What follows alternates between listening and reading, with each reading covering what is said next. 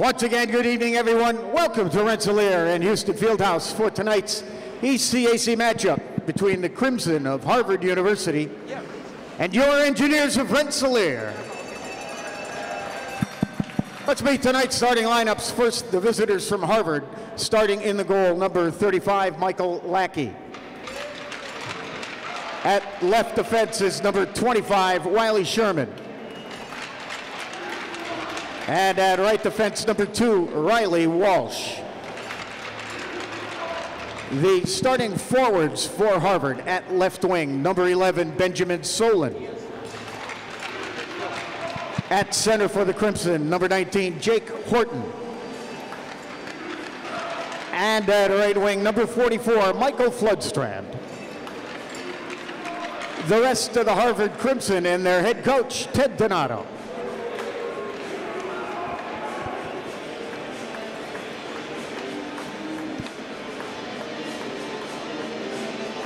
Now let's meet the starting lineup for the Engineers of RPI. Leading your Engineers on the ice tonight, please welcome the junior engineer, Aaron St. Dennis. Starting in the goal, a freshman from Victoria, British Columbia, number 1, Lyndon Marshall.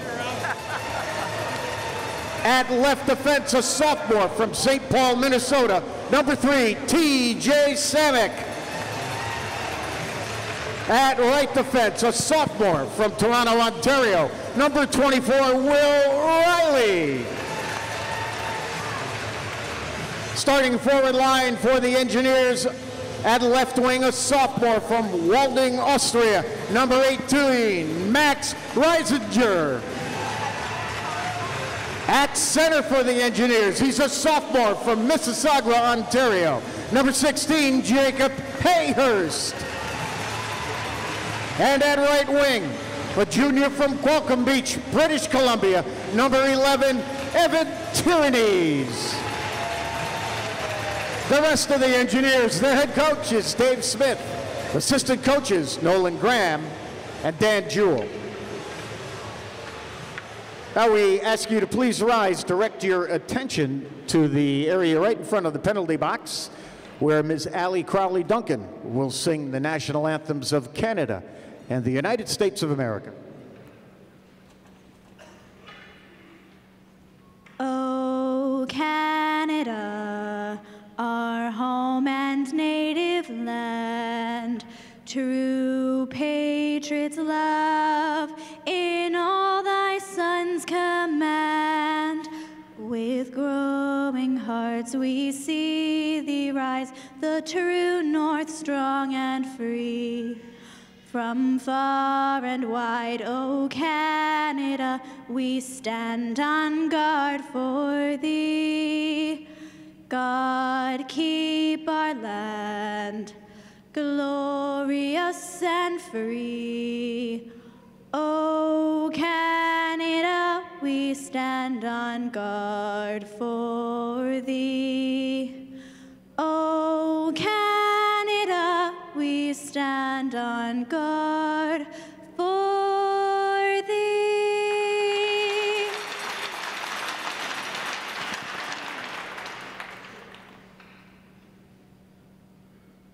Oh, say, can you see by the dawn's early light what so proudly we hailed at the twilight's last gleaming, whose broad stripes and bright stars through the perilous fight o'er the ramparts we watched were so gallantly streaming, and the rockets' red glare, the bombs bursting in air, gave proof through the night that our flag was still there. Oh, say does that star-spangled banner yet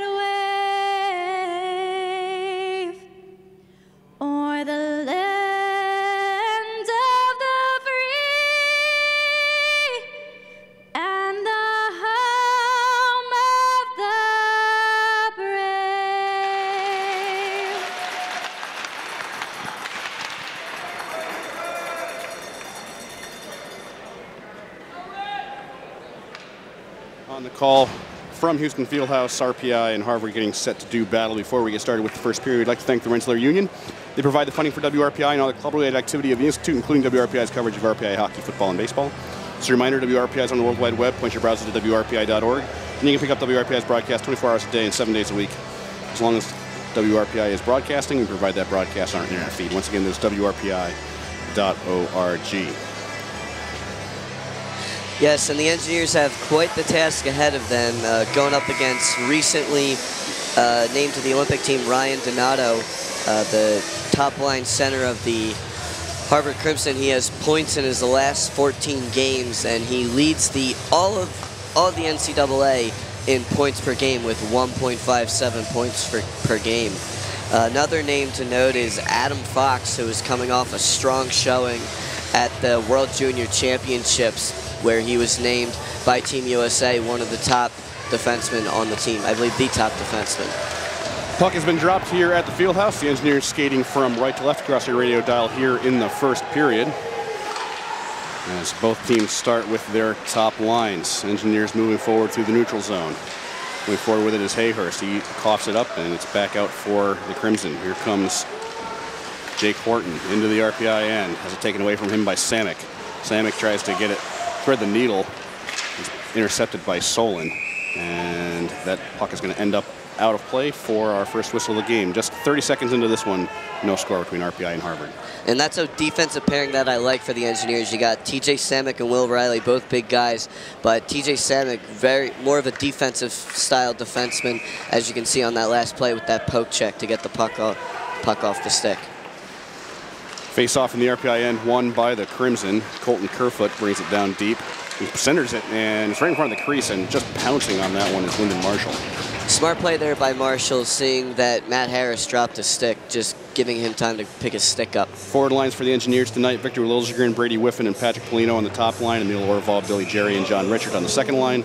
Max Reisinger, Jacob Hayhurst, and Devin Tiernes on the third line, and Jaron Burke is with Jake Morello and Jesper Orval. As we get back to action, the Crimson win the faceoff in the RPI end. Puck comes loose into the near corner, picked up by Victor Liljegren, who's just going to bring it himself out of the zone. He's being harassed by Kerfoot. Puck goes in deep for Whiffen. Whiffen loses control to Ryan Donato, but it's back up to the point for Prapavesis. Prapavesis tries to get around Kerfoot.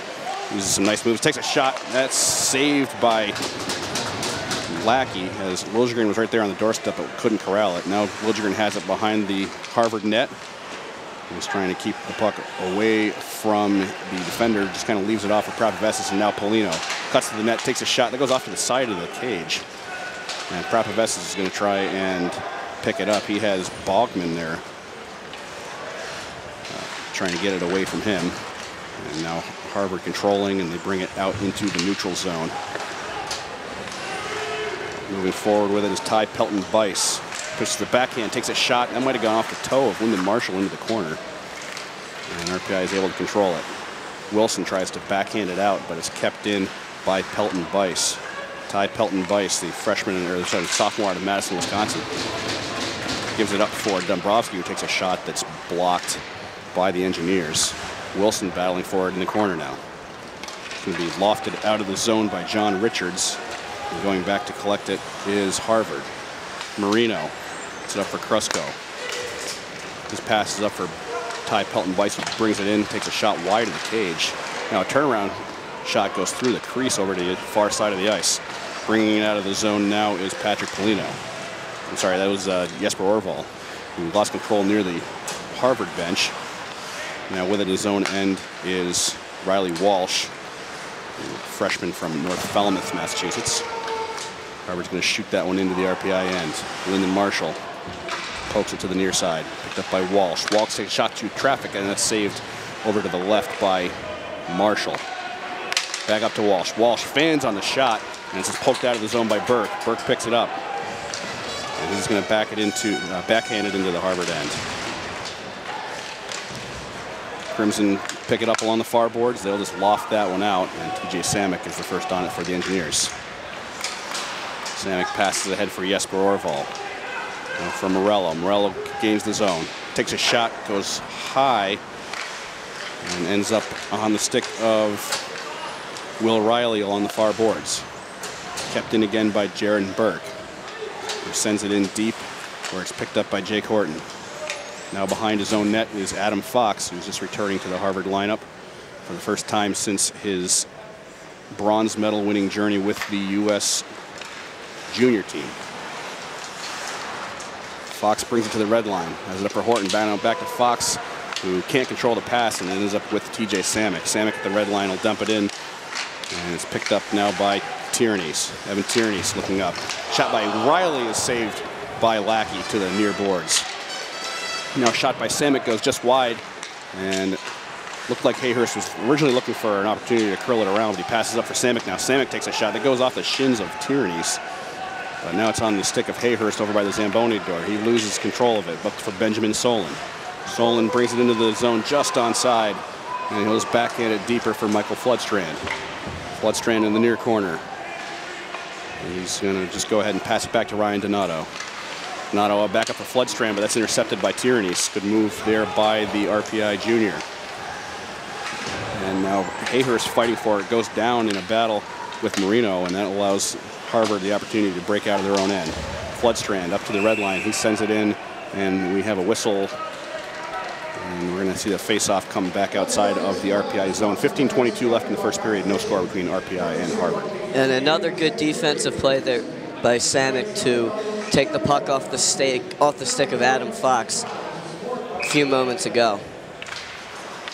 Donato wins it back for the Crimson in center ice face-off. Marino in his own end. D-to-D pass across. Here's Donato. He's just going to send that one in, and Marshall goes behind his net to take it. Now Wilson in the corner. Donato comes away with it. He has a rising shot that goes over the cage, and that goes off the backboards and all the way out and all the way down the ice, so Harvard has to go back and collect it. Whiffen keeps it in the RPI end. Now it's on the stick of Liljegren. Liljegren curves and takes a shot and scores! Victor Liljegren with a laser beam that beats Lackey and puts RPI ahead 1-0. And here it is for the Engineers. Just like last season, started out with just solid play, solid two-way play, keeping the puck cycling in their offensive zone, and starting to put some pressure on the Harvard netminder, and as a result, a goal. Victor Liljegren goes top shelf for his 8th goal of the season. And that puts RPI ahead early in this one, 1-0. We talked with Dave Smith before the game about the importance of getting that first goal, and RPI finally has it for the first time in quite some time, as they've been playing from behind in many of their games recently. Maybe a good sign for the Engineers. Harvard looking to break out of their own end. Jack Badini brings it into the RPI end, but he is met there pretty much immediately by John Richards, who manages to escort that one out. Tommy Grant's now just going to backhand that one down into the Harvard end, and Lackey is the first one there for the Crimson. Billy Jerry trying to control on the near boards, but it's taken by Ty Pelton-Bice. Now for Gregoire.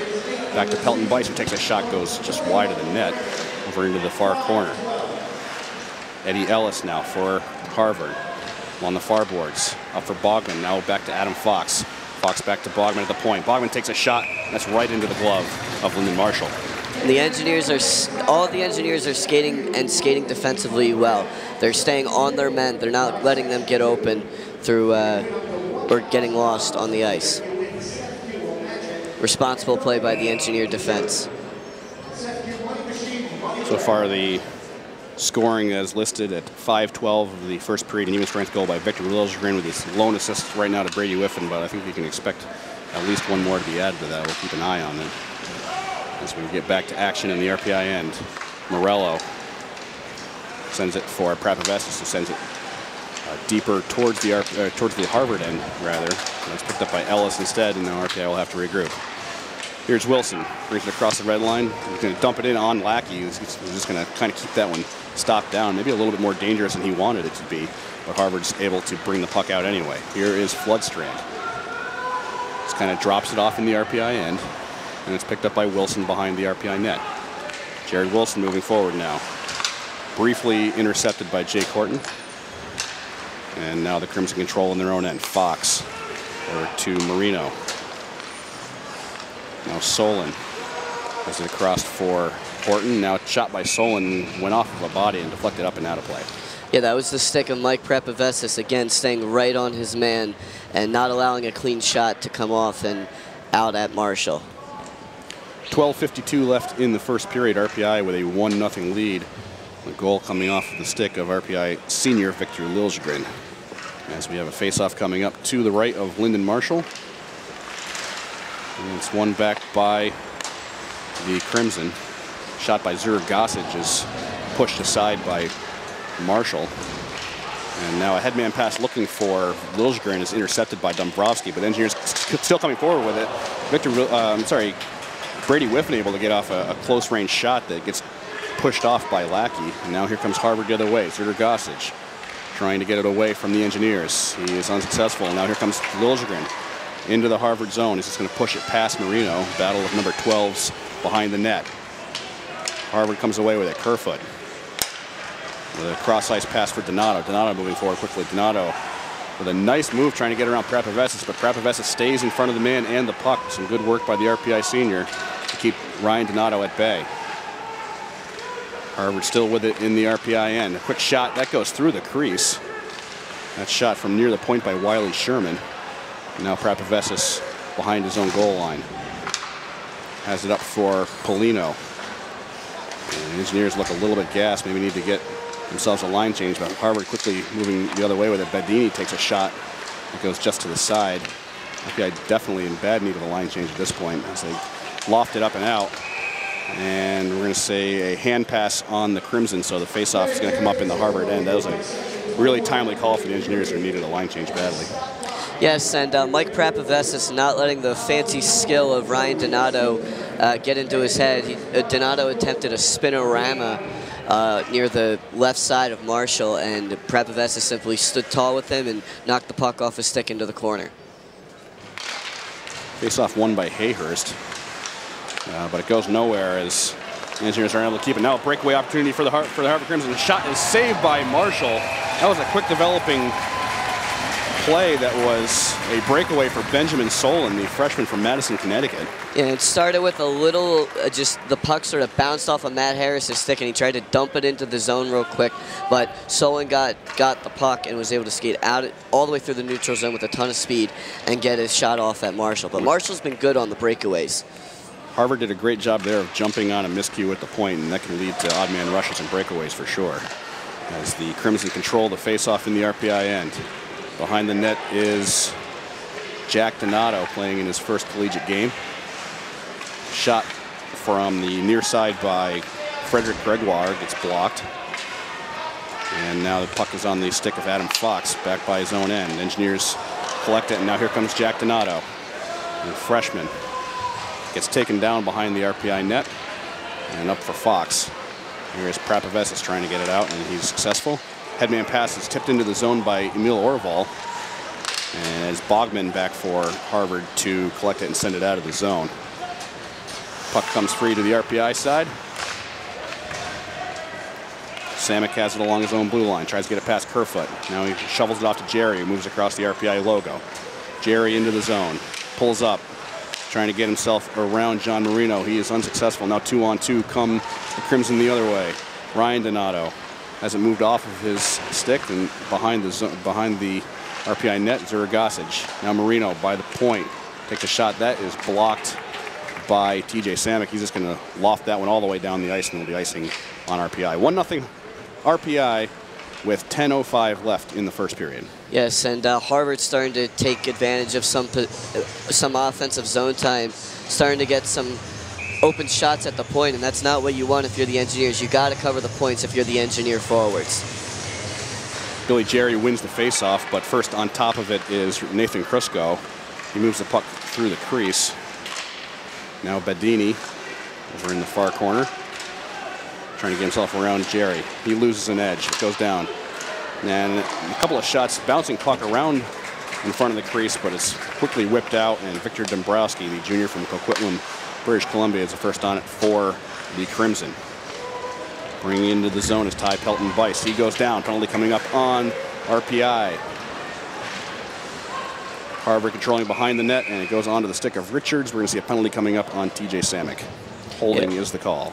Samek lost his stick and just threw his body trying to do anything he could to prevent the Harvard Crimson from getting into the offensive zone, and as a result took a penalty. So we see the RPI penalty kill going to work for the first time this evening. They are 76.5% overall on the kill this season, as Harvard wins the face-off, and it goes right over to Marshall quickly, who covers up for the quick whistle to start off this power play. The Harvard power play, 20.4%, 10 for 49 coming into tonight. Harvard eventually comes away with the ensuing face-off. Adam Fox along the blue line. He takes a shot that goes off the stick of Morello and into the corner. And it's taken by Zurgasic. Now to Walsh on the far boards. Fox at the point. Now to Ryan Donato on the near side. Cross ice. Back to Walsh. Now Fox. Back to Walsh, who fakes a shot and then goes over to Donato on the near side. Donato tries to loft it over for Walsh, but it goes off the stick of Morello and out of the zone. A good shift there for the sophomore from Slingerlands. Now a shot by Donato is kind of blocked by Prapavesis. Goes over into the corner. Zurgasic. To Walsh. Walsh lifts it back in, looking for Donato in the far corner. And the Engineers come up with it. Tierney's will assist that one out of the zone. And Fox is going to curl around and tries to get it over towards his bench, but first one there is Will Riley, and he shoots that one all the way down ice. Now the Engineers look to control in the attacking zone, but it's off the stick of Tierney's. And now with it is the Crimson. John Marino has it to Horton. Now up for Bedini. Harvard into the zone. Behind the RPI net. Billy Jerry has it. And he turns and fires it all the way down ice. Harvard will have to collect with 30 seconds remaining on their man advantage. Not really anything going for them just yet. Marino to Horton. And now moving forward is Bedini across the line. He's taken off the puck on a nice play by Patrick Polino, and the Engineers able to clear once more. 10 seconds remaining on the penalty to Samek, as it looks like the RPI Engineers will be able to get out of their first penalty kill unscathed, and still holding their 1-0 lead as Samek comes out of the box. RPI still up 1-0 with 7:22 remaining in the first period. Harvard still moving forward with it. They have it off the stick, and it's sent out by the Engineers, and it's on the stick of Sherman. He's going to fire that one all the way back down ice. There's Liljegren now behind his own net. He has it stripped from behind. Zurgasic can't get a shot off. And now Harvard is going to take a whack at it. It goes off the side of the cage on the far side. And now a hand pass on the Engineers that will stay in the zone. And it looks like RPI is not going to be able to change either. Yeah, and positives from that last penalty kill. Lots and lots of energy from the Engineer penalty kill. Everybody was skating as fast as they could the entire time to cover the points, cover down low, and keep the screen man out of Lyndon Marshall's eyesight. So lots of energy on that penalty kill, and that's what you want to see if you're the Engineer coach. Well, we have a little bit of time as they're cleaning the ice. Just to recap the Harvard lines for you. The top line is Henry Bowlby with Ryan Donato and Louis Zurgasic. That's the 16 and 77 that Coach Smith was talking about before the game, are Donato and Zurgasic, a couple of very dangerous players, and we saw them out for the majority of that power play time. Face-off is to the left of Lyndon Marshall in the RPI end. And there's a battle for it along the far board, or along the near boards, and RPI is the one that is able to come up with it. Liljegren crosses the red line and sends it down in. Richards is the first one there. He's fighting with Sherman for control, and Jake Horton is the first one on it for Harvard. He sends it out of the zone. They're not going to have enough legs for icing. Harris has to play it. Now Horton in the attacking zone. Tries to get to Walsh, but it goes just under his stick and all the way down ice. Lackey has to control it for Harvard. He sends it to the far side for Sherman. Now Jake Horton moves it to the blue line and sends it in. Riley is the first one there for RPI. He has it taken off of his stick by Benjamin Solon. Now the battle for it is in the far corner of the RPI end. A couple of Engineers, a couple of Crimson, and Matt Harris is the first one to come out with it. He sends it through the neutral zone with a headman pass for Jesper Orval, who goes down. He's on top of the puck. Now Jaron Burke with it. Burke's trying to cut through traffic, but he has it taken off of his stick. It's picked up by Colton Kerfoot. Moving forward with it now is Zerder Gossage along the far boards. Brings it, kind of tries to stick it towards the slot, but it's picked up by the Engineers. We're going to have a whistle. I'm not sure if they're calling a penalty. It certainly wasn't covered. There's a lot of pushing and shoving in front of Lyndon Marshall, who is on his duff in front of the net.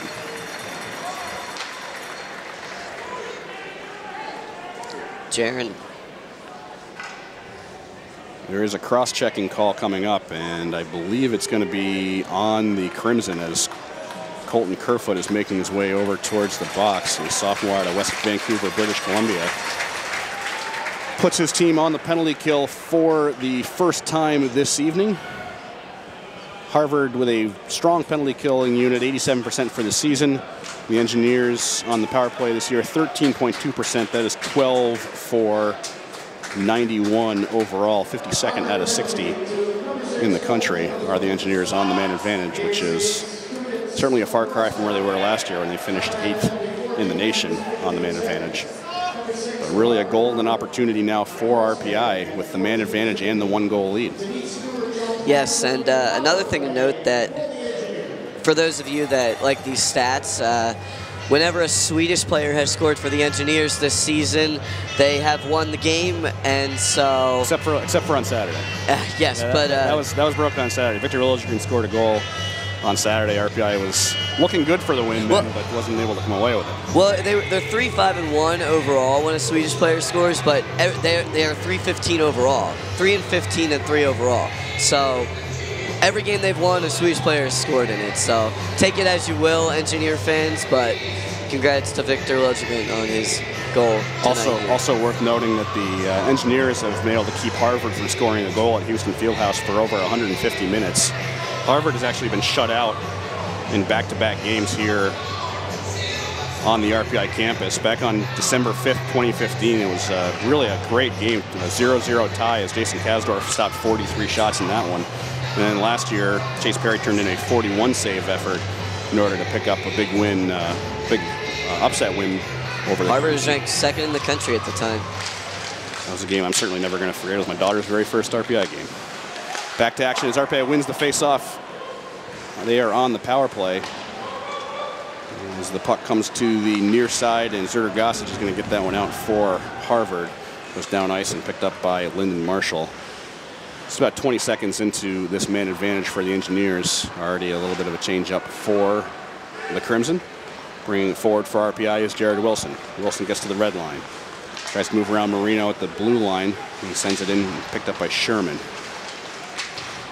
Sherman tried to move to Floodstrand, and now Marino has it, and Harvard looking to move the puck down ice. Marino just gets it to his own blue line and sends it down, and Marshall is the first one there.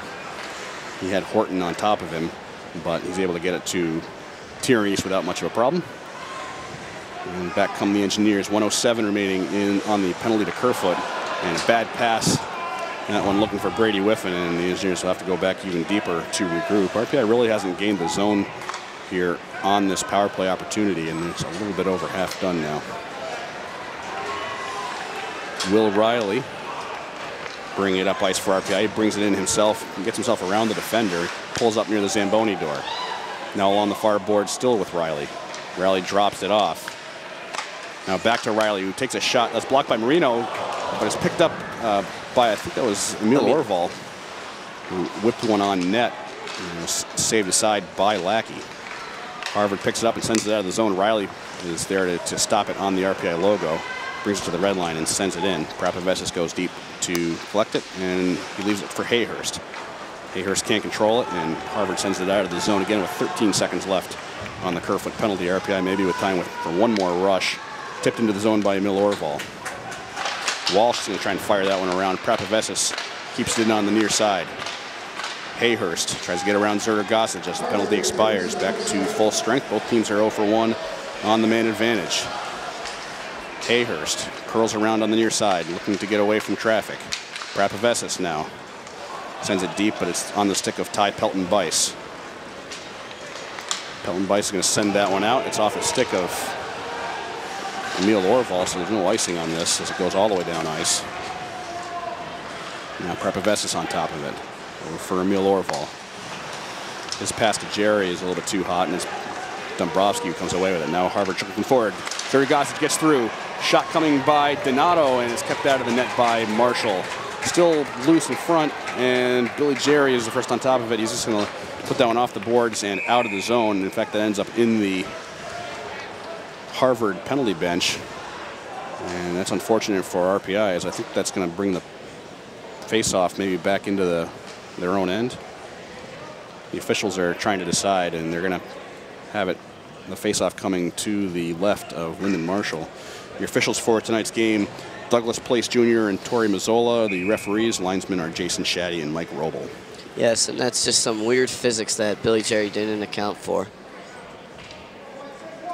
You really can't expect to put it straight off the boards on your own end and see that end up in the penalty box, but that's exactly what happened as RPI wins the faceoff, moves it forward. Morello sends it into the zone.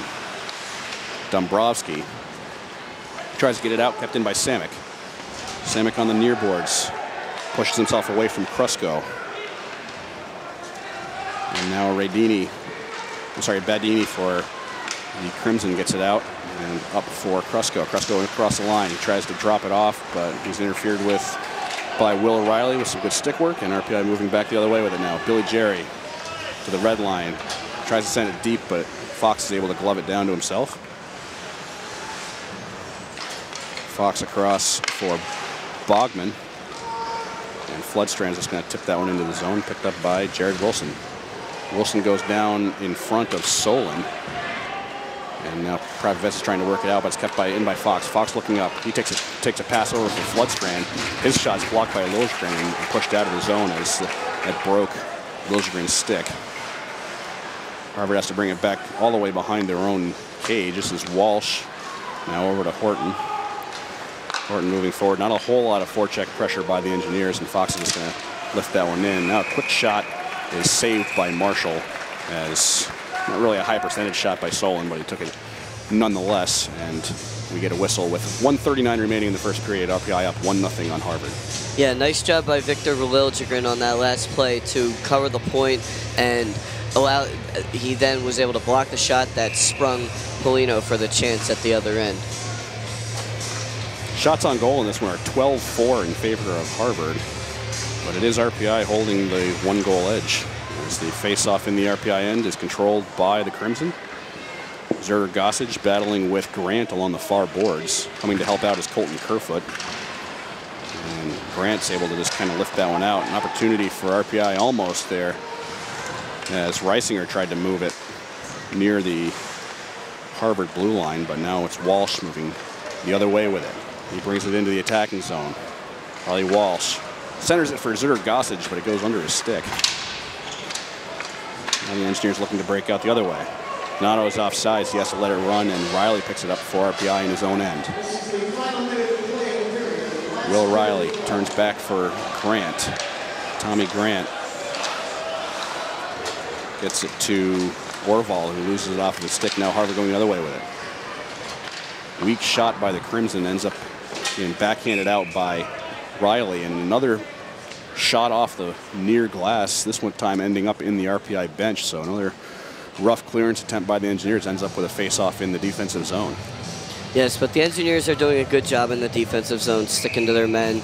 Even on that last 2-on-1 chance, Billy Jerry did a nice job back-checking that sort of minimized the chance on that shot. Badini wins the face-off. Quick shot by Pelton Bice is scooped up by Marshall for the whistle.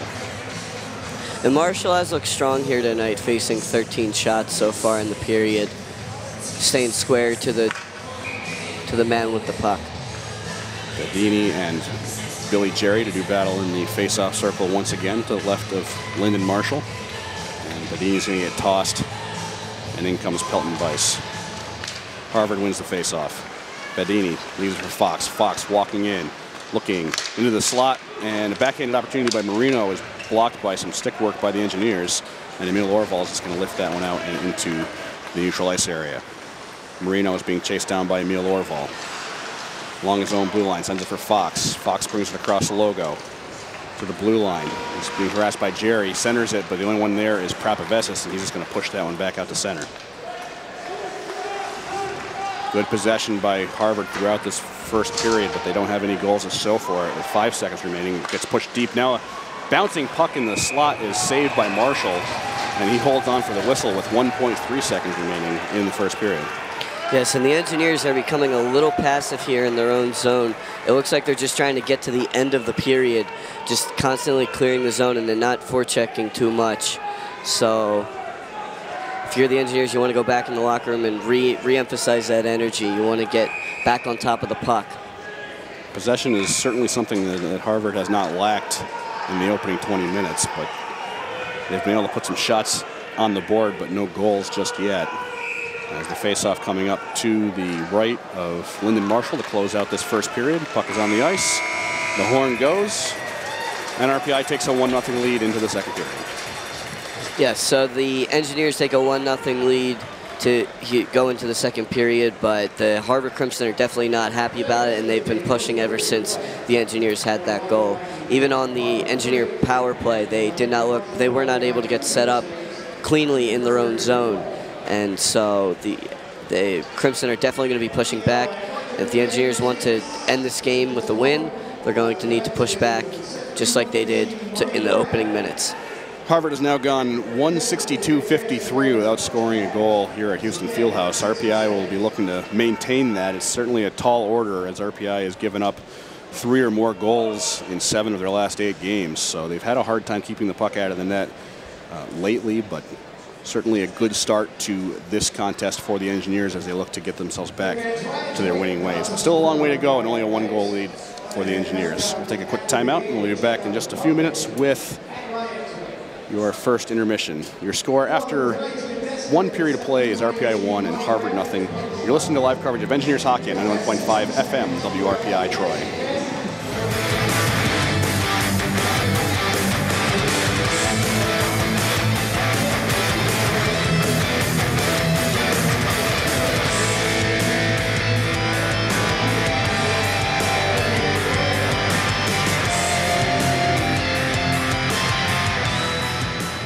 This is Campus Radio at RPI, WRPI, Troy, New York.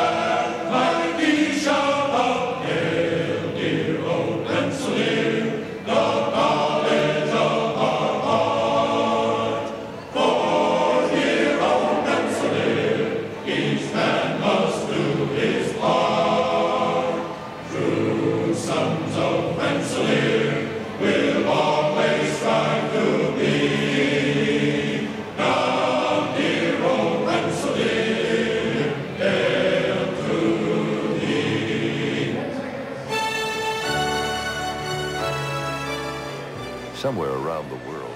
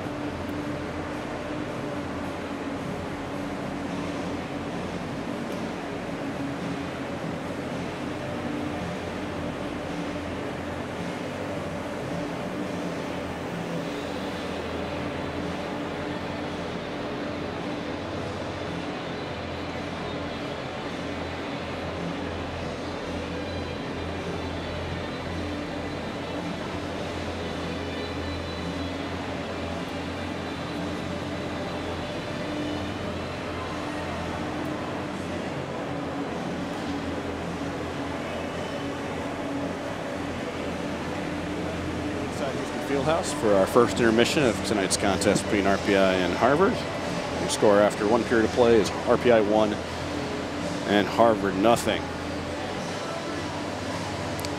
Today is the 9th of January. It is Tuesday.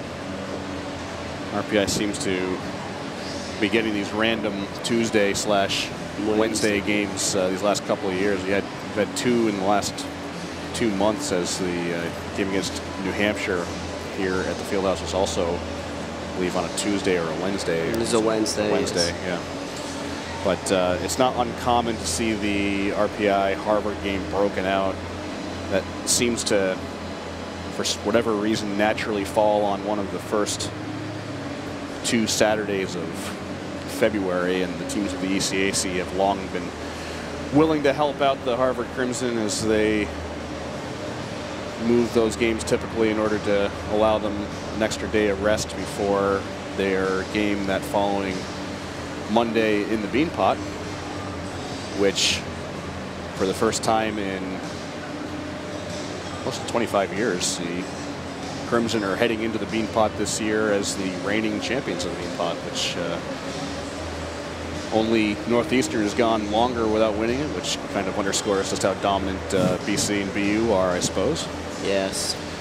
But for RPI's purpose, it means that we have a game on a Tuesday against the Crimson, so hopefully they are able to do well this season again, maybe even repeat. Not sure how long it's been since Harvard repeated as Beanpot champions, but they will have the opportunity this year. Anyway, tonight's game between RPI and Harvard, the only one on the ECAC schedule this evening. Just a quick recap of scores from Saturday. Harvard beat Union 4-3 in overtime. Colgate shut out Princeton at home 4-0. Cornell shut out Quinnipiac at home 1-0. St. Lawrence were 4-1 winners in non-conference action at home against Canisius. That finished off a virtual 3-point weekend for the Saints, who seem to be having a slight resurgence here after the holiday period. They were the winners in the Catamount Cup just before New Year's, and now seem to at least have found themselves an option in net with Daniel Manella. Another game on Saturday was a 4-4 draw between Brown and the New Hampshire Wildcats in Durham, New Hampshire. One other game was played last night at the Meehan Auditorium in Providence, Rhode Island, as the Maine Black Bears tied with the Brown Bears. Black versus Brown Bears. A pitched battle that really went both ways, ended in a 4-4 tie, as the teams basically traded goals. No one ever had more than a 1-goal lead in that one.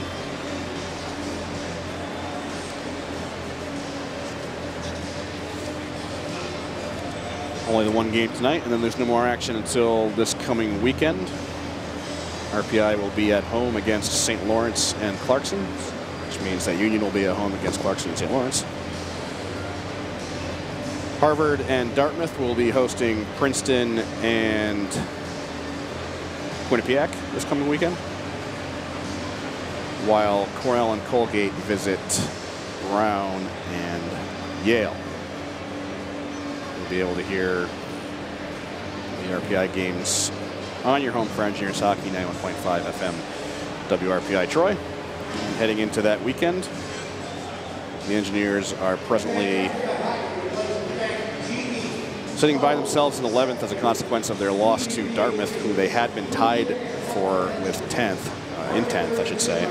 So that swing ended up putting Dartmouth into a tie with Princeton for 9th with 7 points, and leaving RPI back at 11th with 5. We'll run down the whole list for you. Clarkson comes into the Capital District weekend still undefeated in ECAC play. They are 8-0-0, giving them a perfect 16 points so far on the season.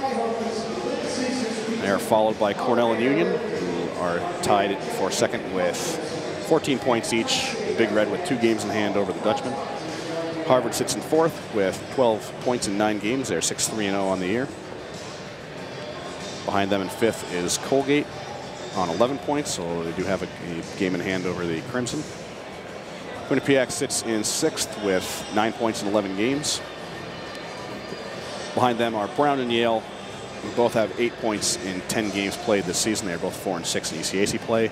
As mentioned, Dartmouth and Princeton right behind them, 1 point behind with 7 points each. Dartmouth has 2 games in hand over the Tigers.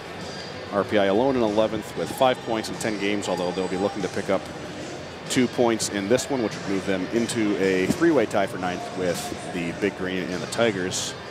Although Dartmouth still would have 2 games in hand over both teams. Sitting in last place, the St. Lawrence Saints, who come into the Fieldhouse on Friday night, so that really has all the hallmarks of a must-win game for RPI, regardless of what happens here. St. Lawrence 0-7-1 on the season in ECAC play, so whereas their counterparts from Upper Route 11 are perfectly undefeated this year, St. Lawrence is almost perfectly futile. Their 1 point, you may remember, came against the Engineers up in Canton a couple of months ago. So, big game here tonight, RPI with a lead, and then a big game coming up on Friday, too. Some opportunities for the Engineers to move forward. Yes, and that game against St. Lawrence was, in fact, a game that most of the players feel they should have won. They had the lead for most of the game, and they had the lead for most of the third period. It was just a last-second man advantage goal, 6-on-4 goal that Lyndon Marsh allowed to slip by his skate that allowed St. Lawrence to send that game to overtime. And really, it's been a story of games that RPI, I think, is feeling like they probably should have picked up some points in. Certainly the Dartmouth game last week, they had a lead late, and they ended up coming away with no points in that one. They lost a big lead against Brown here at the Fieldhouse and weren't able to come up with any points in that one. So almost, the Engineers have kind of lost more points than they even have so far. And if they'd been able to finish off those games, they'd be much closer to the middle and maybe even the top of the table compared to where they are right now. Yes, and that game against Brown was a game where it would have, if they had won that game, they would have been their first ECA sweep in over 2 seasons. We will step aside for just a brief moment, and we'll be back in just a second with the second period. You're listening to Engineers Hockey on 91.5 FM, WRPI Troy.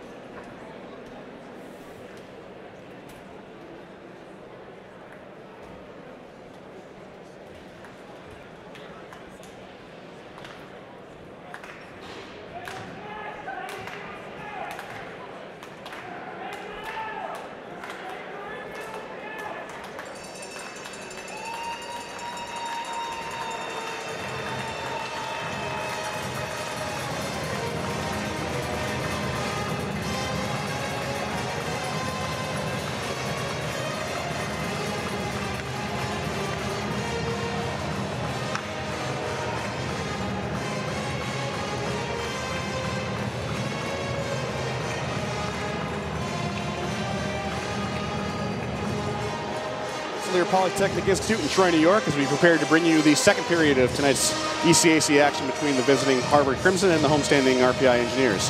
My name is Tom Reel. My broadcast partner this evening is Joe Pisacano, and you're listening to this on your home for Engineers Hockey, 91.5 FM, WRPI Troy. Before we get started with the second period, I'd like to thank the Rensselaer Union. They provide the funding for WRPI and all the club-related activity of the Institute, including WRPI's coverage of RPI hockey, football, and baseball. Just a reminder, WRPI is on the World Wide Web. Point your browser to WRPI.org. And pick up WRPI's broadcast 24/7. As long as WRPI is broadcasting, you can provide that broadcast on our internet feed. Once again, that's WRPI.org. 20 minutes are on the board. RPI skating from left to right here in the second period. And we are underway. Harvard wins the center ice faceoff as both teams open this period with 5 skaters. Puck scores past everybody on the far boards and out of the zone. RPI is the first ones on top of it. Samick just pushed it forward, and now it's on the stick of senior Wiley Sherman. Sherman in his own end, being harassed by Tierney's forechecking. RPI putting some serious forechecking pressure on to start the second period. Tierney tries to send it back in, but the Engineers were offside, and that allows Harvard to go the other way with it. Solon behind the RPI net. Turns and takes a shot, and that's easily saved by Marshall into the near corner. Samick has it at his skates as he fights to get it away from Jake Horton. Now Tierney leaves it up for Hayhurst moving to the neutral zone. Hayhurst moves it over for Reisinger, who can't get a shot off. And now coming the other way, 1-on-2 is Solon. He tries to get himself around Prapavessis, takes a shot that goes off the bottom of the net. It's over by the Zamboni doors now. And Prapavessis is trying to shield the puck away from his man. Bogman is fighting for it along the near boards. And Tierney comes away with it. Up for Wilson, now to Liljegren. Liljegren tries to push it forward, but is stopped along the far boards by Adam Fox. Now coming back towards the Harvard end is Polino. He rips a shot that goes over the cage and curls all the way out of the zone. RPI back to neutral zone to regroup. Prapavessis takes a pass that hits off a Harvard player, and they're going to call a hand pass on the Crimson. A little over a minute into the second period, RPI up 1-0. Yes, and the Engineers came out aggressive in this second period, and that's exactly what you want to see if you're the coach. After sort of easing in at the end of last period, they're starting to push again and get some shots on Lackey. Harvard looked a little unprepared for the RPI forecheck on that last sequence. Yeah, it looked like a 1-2-2 forecheck from the Engineers. Harvard wins the face-off in their own end. Pelton Bice brings it out. Pass across for Badini is taken off of his stick, and Emil Orval whips it back into the Harvard end. Dombrowski, the first one to it for Harvard. Pelton Bice now up to Badini. Badini into the attacking zone. He's hit by Grant along the near boards, and Emil Orval guides it over to the far side.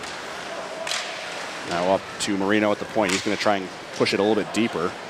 And Marino now still with it behind the cage. Tries a wraparound that's jammed on the near side by Marshall, and a whistle. That one didn't end up getting close, but Marino didn't have anyone on him and decided to just try and curl it around and jam it in. Yeah, Marshall saw him the whole time sneaking around behind the net, so good vision there by the freshman netminder. 17:45 left in period number 2. RPI with a 1-0 edge. The only goal in this one has come off of the stick of Victor Liljegren. Face off to the right of RPI freshman Lyndon Marshall. And it's won by, we'll call that a win for the Engineers. Ends up on the stick of Jaron Burke as he brings it out of the zone. Burke tries to push it into the attacking zone. It's picked up by Ellis. Ellis brings it in. He gets taken down by Will Riley with a nice hit along the far boards. Now a shot by Wiley Sherman, saved by Marshall, but it comes free into the slot. Fortunately, the first one there is Jesper Orval. Puck now down in the Harvard end. Orval gets it away from Sherman. Tries shielding it away from his defenders. Now back to Samick, who walks in, takes a shot. That's just to the right of the net. Goes to the near side. Now behind the net is Burke. Jaron Burke cuts to the net but loses the puck. And now Jesper Orval with a cross-ice pass for Samick. Samick takes a shot right in on Lackey. He comes free. Burke couldn't control it, but he goes to fight for it in the far corner. Now Jesper Orval has it. Again, shielding it away from the defender. Tries to walk towards the net, but has it taken off his stick by Walsh. And kept in at the point by Samick. Orval sends it deeper, but it's intercepted by Walsh. And Walsh is going to finally get that one out for Harvard. Some good pressure there by the Engineers. On that last sequence, Will Riley had a huge hip check on the far boards that really got the Engineer crowd into this game. Floodstrand in his own end. Throws it back over for Horton. Jake Horton moves it back off for Bogman, who brings it into the attacking zone. Has it taken off of his stick. Now it's with Max Reisinger. Reisinger back for Wilson. Gets it up for Hayhurst. Hayhurst backhands a pass to the near side. Looking to get on the stick of Reisinger, but it ended up to the back boards. And Harvard brings it up now. Fox loses it in the referee's skates, and that allows RPI to maintain control. Prapavessis along the blue line. D-to-D pass for Harris. Harris takes a shot, saved, but dropped in front by Lackey. Only momentarily as it's quickly cleared out. Krapovessis up for Hayhurst. Hayhurst will bring it back towards his own end. Trying to get it away from Floodstrand. Hayhurst stick handling it through the neutral zone. Still has it. Takes a shot, goes over the cage and out. Yes, and the Engineers are really pushing back, have a really aggressive forecheck, and they're sending one forward behind the net, and they're keeping two, one on the far boards or the near boards, depending on which corner the puck is in, and then one kind of hovering around the goalie or above the circles, and they're just waiting for pucks to slip out from the one forechecker behind the net that they can pop back in or pop out to their defenseman at the points. Face-off one back by Donato. He's going to try to move forward now. He's got 2-on-1 if he can move it quickly. He takes a shot, goes just to the right of Lyndon Marshall. Now RPI with the opportunity to break the other way. Polino can't get it around Zerger Gossage. He pushes it deeper looking for Liljegren. Kerfoot the first one on it for Harvard. Here comes Marino out of his own end into the attacking zone, still with it. Tries to center it, but there's no one there. And it's eventually picked up by Dombrowski, who's deep in the attacking zone. Now Kerfoot along the far boards. Runs it for Donato behind the net. Now Zerger Gossage trying to get away from Grant. Has it for Dombrowski at the point. Back to Marino. Marino by his own net. Sends it deeper for Kerfoot, who leaves it behind now for Ryan Donato. This time next year, or this next month, I should say, it will be with the U.S. Olympic team in South Korea. He gets taken down behind the net. Kerfoot sends it back for Donato. Donato is battling with Whiffen. Battle of the two centers. Now Marino in deep. He's being pestered by Liljegren. He sends it through the slot. There's no one there. Dombrowski keeps it in at the point. Now here's Badini. And then for Marino. Marino takes a shot. That's saved with Marshall right up against that near post. RPI still can't get it out of the zone.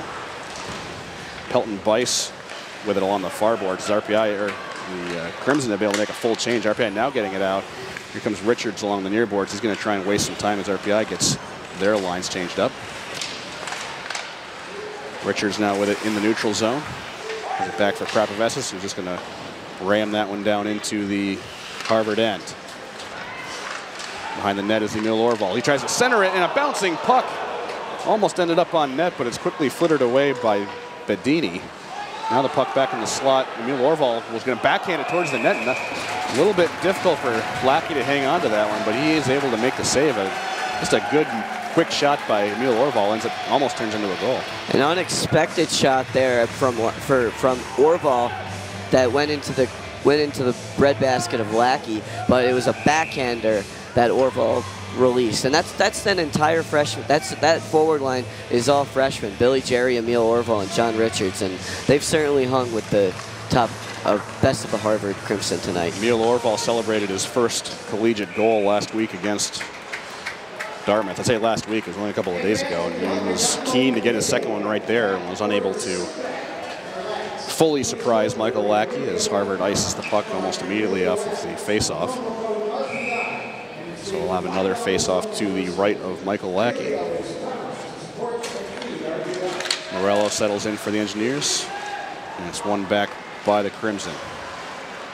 Horton has it up for Solon, who kicks that pass forward, and another icing call on Harvard. So consecutive icings here for the Harvard Crimson as the Engineers look to take advantage. 13-13 left in period number 2. RPI still with a 1-goal lead. 1-0 is the score, with Victor Liljegren, the senior out of Stockholm, Sweden, on the goal for RPI. RPI wins the faceoff. Shot by Wilson is to the side of the net, and Jaron Burke can't control it. Riley tries to kick it in, but that leads to a 2-on-1 for Harvard. The other way with it is Floodstrand. He goes down. Penalty coming up on RPI as the puck just kind of trickles in on Marshall, and Floodstrand got tripped, and that's going to put the Engineers on the penalty kill, as it looks like Jaron Burke, the guilty party, as he got behind Floodstrand.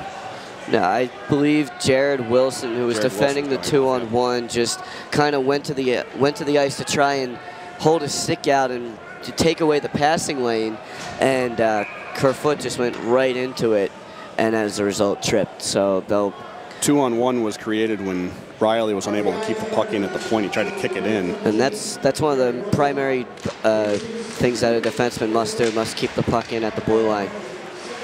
Harvard wins the faceoff. They're able to keep it in the zone. Donato uses it for Fox. And a shot by Walsh goes just to the far side of the cage. Now Donato with control on the far side.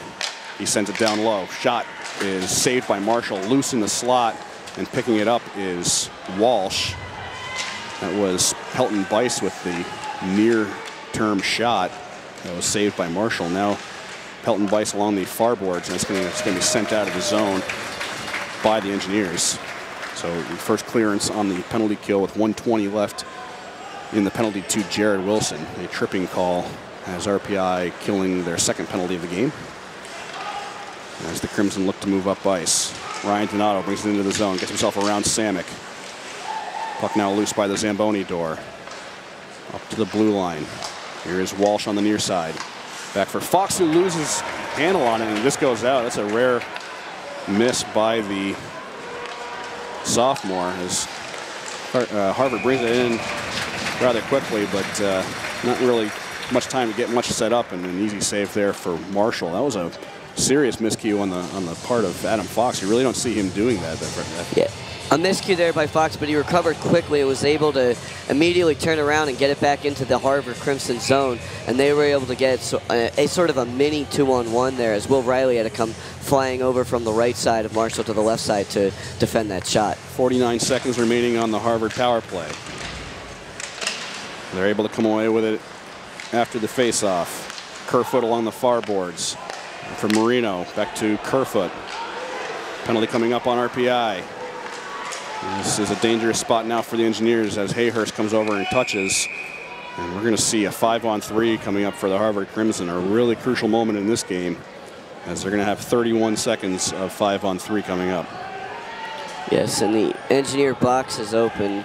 Cross-checking is the call, and it looks like Will Riley's going off. So you've got Wilson and Riley off. Two of your better defensemen on the Engineer team. Really some crucial penalty killers too. So Grant is out there with Prapavesis and Whiffen on this 5-on-3 kill for RPI. They look to get control of it, and RPI is able to send that one down ice. That'll kill some of the time, although Donato's already looking to move back up ice. Ryan Donato across the RPI logo into the zone.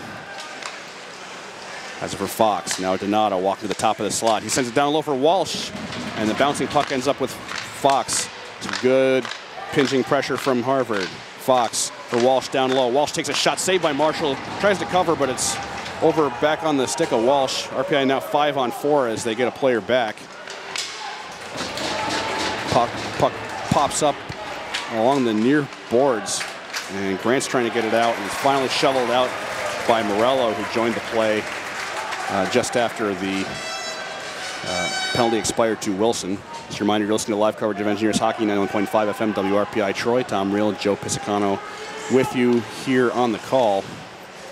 As RPI trying to kill off the second of two penalties, although it looks like they're going to take another penalty here. Delayed call on the Engineers. Another dangerous moment. Harvard still controlling. 6 skaters now out there for Harvard, but they give it up. It looked like that was an intentional giveaway to Reisinger, so RPI kills one 5-on-3, and now they've got another one coming up, and it's going to be Jared Wilson again. Wilson again. I guess it's a roughing because a boarding. Elbowing the call against the RPI senior. So again, Wilson and Riley in the box for the Engineers. 44 seconds of 5-on-3 coming up that the Engineers have to kill off. They just killed off 31 seconds. This one will be a little bit longer, but it looks like Coach Smith has called a timeout because Marshall's coming over to the Engineer bench. This is probably a good call on Dave Smith's part. I mean, it's been an admirable penalty kill for the Engineers. They've never really seemed lost. They stood tall in that last 5-on-3. Sort of being aggressive up at the points was Whiffen, and it resulted in some shots from the Harvard Crimson, but nothing that really scared Marshall. He looked confident and the whole time. And the Harvard power play did what they needed to do as well. They pinched in pretty well. They were at a point where Donato and Fox were more or less at the tops of the face-off circles. That's where you want to crunch those 3 penalty killers into as tight of a spot as you can, which limits their effectiveness, and then that allows you, if you can cycle the puck well, to get some decent shots off, especially if you can rip a one-timer. Fortunately for the Engineers, the one-timer that Marino was able to take was not on target. So another dangerous moment here for RPI. It's pucker time with 10:10 left in period number 2. RPI nursing a 1-goal lead as they win the opening face-off, or they win the face-off in their own zone and quickly send it down ice. Here comes Harvard looking to waste no time, however. Fox brings it in for Harvard. He just skates to the top of the slot. Now Donato back over to Fox. Harvard pinching once again, sends it down low for Walsh. Now Fox rips a shot saved by Marshall, and it's into the near corner. 15 seconds remaining on the penalty to Riley. Walsh to Fox. Fox back over for Ryan Donato. Donato looking up, finds his man on the side. Now a shot by Walsh goes off the pipe and all the way out. That's going to kill off the penalty to Riley. Fortuitous bounce for the Engineers keeps it out, and now it's a 5-on-4 for another minute 12. Harvard back in the zone. Pelton Bice. Over to Donato on the far side. Now back to Fox at the point. Back to Donato. Donato skates in, leaves it off. Now back to Fox. Now Walsh along the near boards. Curls around looking to get around Tierney's. Zerder Gossage behind the RPI net to Donato. Donato on the far side. He skates in, tries to step up, shot saved by Marshall, but it goes behind him and ferried out by Pravesis, who gets it out of the zone. That allows RPI to change 2 of their players. 37 seconds left on the power play. Donato, who's been out there basically the entire time, up to the point for Marino. Donato on the far side. Back to Marino. Now Walsh has been out there the whole time. Tipped in the corner by Tierney's.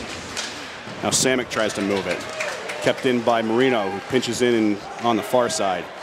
Tierney gets it. He tries to whip it out. It's kept in by Pelton Bice. Now Samick with an opportunity to send it down ice, and he does with 9 seconds remaining on the penalty to Wilson. RPI might be able to get away from this entire situation unscathed. 3 back-to-back-to-back penalties, and that does it for the RPI penalty kill.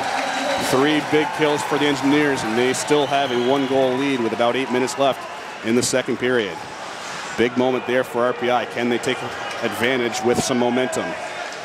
Harris sends it into the near corner in the Harvard zone. Haven't been down there much recently thanks to those power plays. Here comes Harvard the other way. Jack Donato sends it across for Gregoire, who takes a shot. It's gloved down by Lyndon Marshall. Big moment there for RPI. Yes, and Lyndon Marshall almost appears to have a swagger about him tonight, just kind of gloving that puck out of the air on that last shot. He stood tall that entire penalty kill, not letting anything really get by him. The one shot that hit the post was a little bit of luck on the Engineer part, but a good job by Coach Dave Smith to call that timeout and sort of let the Engineers regroup after killing off a penalty and then a 5-on-3 and then taking another penalty. So smart coaching there from the Engineers. One of the best things about that carom is that it not only did it stay out of the net, it also caromed all the way out of the zone to help kill off what was remaining of the penalty to Will Riley and allow the Engineers to get another defender back out there, and really just a pivotal moment in this game.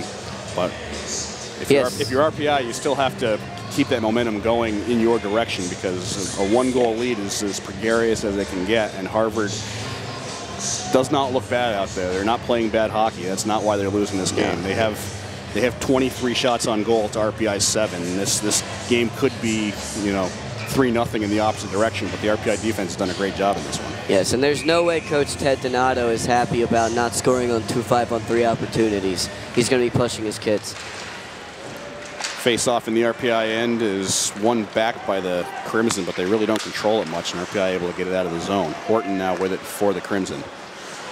Sherman with a D-to-D pass for Riley Walsh. Picked off at the blue line by Liljegren, and a whistle with 7:23 left in period number 2. I believe they called that one. I think it's an offsides on Harvard. So face-off coming up just outside the zone. Billy Jerry facing off for RPI.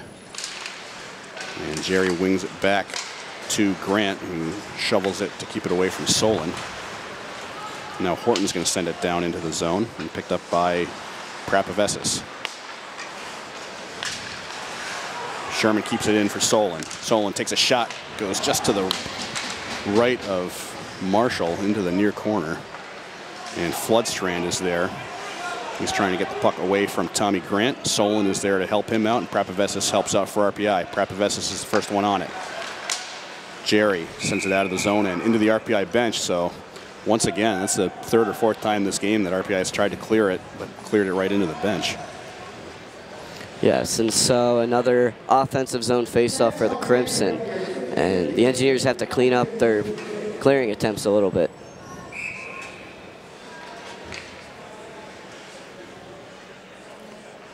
Billy Jerry to face off against Jack Bedini. Harvard has the puck in the attacking zone, but only momentarily as Emil Orval is able to get it to center. Now he's going to move it the other way. Emil Orval tries to get around his man, tries to feed Jerry, but it goes off of a skate and into the near corner. Bedini is fighting for control with Will Riley. Jerry keeps it in momentarily, sends it down, but it goes out, and Emil Orval tries to push forward, but the Engineers were offsides. Now some good forecheck pressure was coming there from John Richards. Only held Harvard up momentarily as it gets sent down into the RPI end. Here comes Richards along the near boards, looking to break out. Gets to the red line, kind of just lets it run. Now it's on a stick of Hayhurst, who is walking in all alone, but it was unable to really pull the trigger on that one. Now Harvard coming the other way. Bedini had Kerfoot moving on his left, but opted to take the shot, and that deflects off of a stick and out of play. So the faceoff will stay in the RPI end with 5:52 left in period number 2. RPI with a 1-0 lead. And good awareness there by Hayhurst, taking the puck right out, intercepting that pass that went right through the center of the ice and getting a quick shot off. We've seen Whiffen versus Donato quite a bit lately, and that is the faceoff, which ends up sitting on the dot for quite a bit, and the Engineers are able to go forward with a 2-on-2. Here's Liljegren up for Polino. Polino gets around his man, has an angle, takes a shot, doesn't really get it off. It looked like he was going to take a shot, but ends up having to backhand it behind the cage, and then Harvard clears it out. Strong power move there from Polino. Using some good speed to get around his man. Dombrowski with it for Harvard. It's up to Kerfoot along the RPI blue line. He just shuttles it in. Grant leaves it for Harris. Now back up to Polino on the far side. Polino with a cross-ice pass for Liljegren, who has space, takes a shot. Dombrowski gave him way too much space. He took a shot that just went to the right of the cage. And now Harvard looking to move the other way with it. Here comes Ryan Donato. The blue line, he's just going to send it in. Harvard will change. Prapavesis picks it up for RPI. It's being pursued by Gregoire. And now it's Wilson trying to get himself away from Eddie Ellis. Jaron Burke brings it out, but it's picked off by Jack Donato. He's playing in his first collegiate game, playing with his brother for his father. And Riley Walsh tried to toe drag at center ice, which was fun to watch, but didn't do much. Now a battle for it at center ice. Jaron Burke comes away with it, gets it away from Floodstrand, sends it down, and it's going to go up off of a stick and out of play, and the faceoff will be at center ice. Yeah, Jaron Burke has done a nice job this period finding the puck in open ice and pushing it forward for the Engineers. He's looked a lot stronger here in the second period. Jack Donato playing in place of Henry Bowlby, who was listed on the top line tonight but is not dressed. Jack was listed as an extra forward. We've seen him only sparingly here this evening, but he is nonetheless playing in his very first collegiate game, so congratulations to him and the Donato family. RPI looking to dig the puck out in the attacking zone on the near side. Jake Horton picks up for Harvard, sends it towards his own cage. Not a good move right there to send it toward your own net. RPI is unable to recover, and Harvard able to get it out to center. Bringing it into the zone is Fox. Fox to Floodstrand, who scores. Nice kind of move through the slot to Floodstrand, who had a wide open cage to shoot at. Marshall unable to get himself across in time to get there to stop it on a nice pass by Fox. And just like that, we're tied at 1. Yes, and the Engineers had lots of offensive pressure, but Fox pinching in there, excuse me, just taking it up there for Floodstrand. Marshall got his blocker on it there, but it blocked it right into the net. It's one of those moves where you're just trying to get yourself across the crease in time after Fox made that pass from near the goal line, so on an angle it was difficult to see. Either got to commit to the shot or the pass, and Marshall tried to commit to both and almost got away with it. But that's what we were talking about after the Engineers were able to kill off the 5-on-3 penalty kills they had, was that they still only had a 1-goal advantage, and that can shake out difficultly, in a difficult fashion if you're not the one to get that next goal. So we are all square with 3:46 left in period number 2.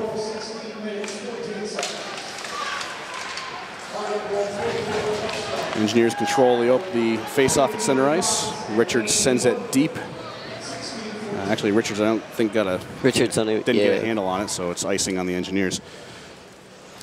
So not exactly what you want to do after the face-off, or from the ensuing face-off of a opposing goal. So Engineers look to clear this puck out of their zone. It's been a long time since Harvard has scored here at the Fieldhouse, but they've finally gotten themselves a breakthrough, and that one has this game tied up at 1 here late in the second period. Emil Orval takes down John Marino, and we're going to see a tripping call. That one being called by the official who was behind the play. And Orval's clearly upset about it. I think he's feeling like Marino might have gone down a little easy. That was Torey Mazzolo on that call from behind the play. He might have had a better look at it from where he was. But nevertheless, RPI back to the penalty kill. They are 4 for 4 so far on the kill, but a big spot here again for the Engineers, as a ripped shot by Walsh right off the faceoff goes wide, and RPI able to clear that one out. But they're now staring down the barrel of being behind in this one if they're unable to successfully kill off this penalty to Emil Orval. Harvard behind their own net. They're looking to set up their move down ice. Adam Fox has it up for Ryan Donato. Donato across for Pelton Bice, who has some space. He takes a shot, goes off the pad of Marshall, and there's some sticks down there trying to shove it in. Comes free to Walsh on the near side. Walsh up to the point for Fox. Fox takes a shot, goes off the near post, over to the near boards for Walsh. That's 2 pipes that Harvard has hit on the power play here in the second period. And now a pass up for Walsh from Zuri Gossage, goes all the way down ice, but Harvard quickly getting it back into the attacking zone. Ryan Donato along the far boards has his pass broken up momentarily by Wilson, but ends up back on his stick. Now Fox along the far boards. These are for Donato near the Zamboni door. Now Fox at the point, walking along the blue line, walking into the top of the slot. Curls and leaves it for Donato. Back to Fox along the near boards. Fox back to Donato on the far side. Donato rips a shot that's right into the breadbasket of Lyndon Marshall. He holds on for the whistle with 40 seconds left on the penalty to Emil Orval. Yes, and Harvard's still pushing here on this power play. They've set it up cleanly every single time. Even when the puck seems to go all the way down the ice, they're quickly back into the Engineers zone and ripping shots at Marshall. So errant passes and pipes have been the watchwords for Harvard on their power play so far this evening. Neither of them in their favor, as RPI able to loft that one out off of the face-off. Marino is back there with Reisinger forechecking. Now brought in by Solon on the near side. Pushed off by Hayhurst, and that allows Grant to collect it and send it down ice with 15 seconds left on the RPI kill. Here comes Marino. Moves it up for Bedini. He brings it into the attacking zone. He loses it to Jerry, and Jerry sends it down ice again. Ends up on the Harvard bench. Billy Jerry is just having a whale of a time trying to clear the puck down ice this evening. He's had 3 chances where he's tried to bounce one out of the zone, but it's ended up in some kind of bench. He's at the penalty bench, he's at the RPI bench, now he's at the Harvard bench. That's a trifecta. Yeah, and Jerry knows it as he's sort of slamming his stick on the ice a little bit frustrated. RPI finishes off the penalty kill, but Harvard still controlling in the attacking zone. Shot bounces in on Marshall. He covers that one up for the whistle. So RPI 6 for 6 on the kill this evening. Yeah, the engineer kill has looked good here tonight. That's one positive from the game so far. 1:21 left in period number 2. RPI and Harvard tied at 1. RPI wins the faceoff in their own end. Wilson tries to jam it out. Now here's Liljegren along the Harvard bench. Brings it into the zone, has it tapped off of his stick. Whiffen can't control it. Now here comes Harvard the other way. Ryan Donato crosses into the RPI end. Held up by Prapavesis. Puck gets left. Marshall tried to stick that one away, and Liljegren is on top of it. Liljegren battling with Ryan Donato in the corner. Zerger Gossage gets it free, but Wilson's the first one on top of it. Has it to Polino. Polino moving the other way with it now. Has it to Whiffen on the far side, but Whiffen comes in and is whistled for offsides. Yeah, they're going to get Polino for sneaking in on the right side. The scoring on Harvard's second goal, even strength goal at 16:14 of the second period. Michael Floodstrand is third of the year from Adam Fox and Jake Horton. And it is 1-1 here in the final minute of the second period. RPI wins the faceoff just outside the Harvard end. And Tyrannese is just going to tap that. He was trying to tap it in. I guess he didn't get a handle on it because it's icing on the Engineers. Yes, and so with 39 seconds left here in the second period, the Engineers look to close it out with a tie. Still only 9 shots on goal in this game for RPI. That's certainly not what Dave Smith is looking to get out of his charges, but he has to be happy with the play of Lyndon Marshall so far. 26 saves on 27 shots. Keeping the Engineers in this one for sure. And it's been a tightly played game. Harvard with some good possession in both the first and the second periods, but only 1 goal to show for it. Here's Solon trying to get the puck away now. Moves around the net, and a shot by Floodstrand at the top of the slot got saved by Marshall. And that's going to get pushed out to center. Tyrannese tries to get control of it. Morello can't get it past Bogman. And Horton comes away with 7 seconds left, but he brings the puck into the zone offsides, and we'll see the faceoff coming up just outside of the RPI end with 6.4 seconds left in period number 2. Yes, and a lot of those Crimson shots have to do with the fact that they have 6 times as many power plays as the Engineers have had, including 2 5-on-3s. I believe the Crimson have had 6 power plays to the Engineers 1. I may have misspoken. I think RPI is 0 for 5. It gets a little difficult when it's all jumbled up with all those 5-on-3. Yeah, the 5-on-3s. 5-on-3s. Yeah, the 5-on-3s are really where they got quite a few shots off. Some that went off the pipe. Harvard is 0 for 5 on the power play. RPI 0 for 1. There we go. Harvard leading in faceoffs 25-19. In case you didn't hear the final horn going off, we are now in the second intermission. Total power play shots 7 for Harvard against 1 for the Engineers. And shots on goal a very lopsided 28-9. So RPI really needs to find a way to get some more possession, I think, in the third period if they're going to be able to come away with a couple of points tonight. Yeah, get some possession, get some shots off, because they have had the puck in the offensive zone. They just have sort of been waiting for that perfect shot to get into the net, and as a result haven't been taking as many shots. Maybe take a few shots from the points and hope that you get a deflection out front. We'll step aside here for a couple of minutes, and we'll be back in just a few with the second intermission. Your score after 2 periods of play is RPI 1 and Harvard 1. You're listening to live coverage of Engineers Hockey on 91.5 FM, WRPI Troy.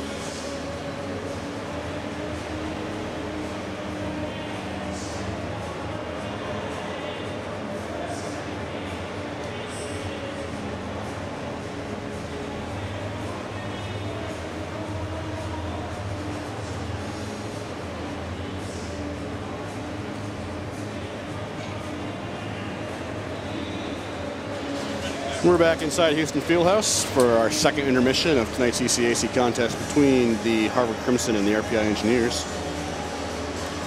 And your score after 2 periods of play is RPI 1 and Harvard 1. Catching up on action in ECAC hockey play on the women's side.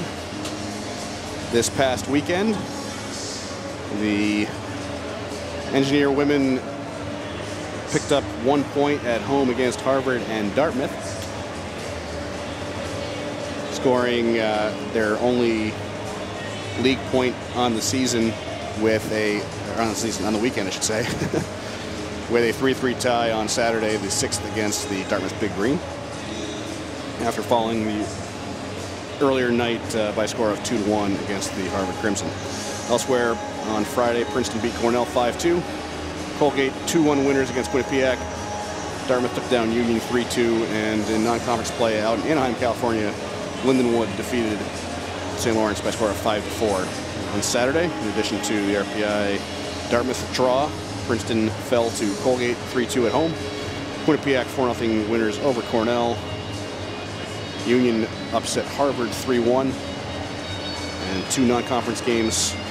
St. Lawrence picking up a 3-2 win out in Anaheim over Lindenwood, and UConn trouncing Brown by a score of 5-1.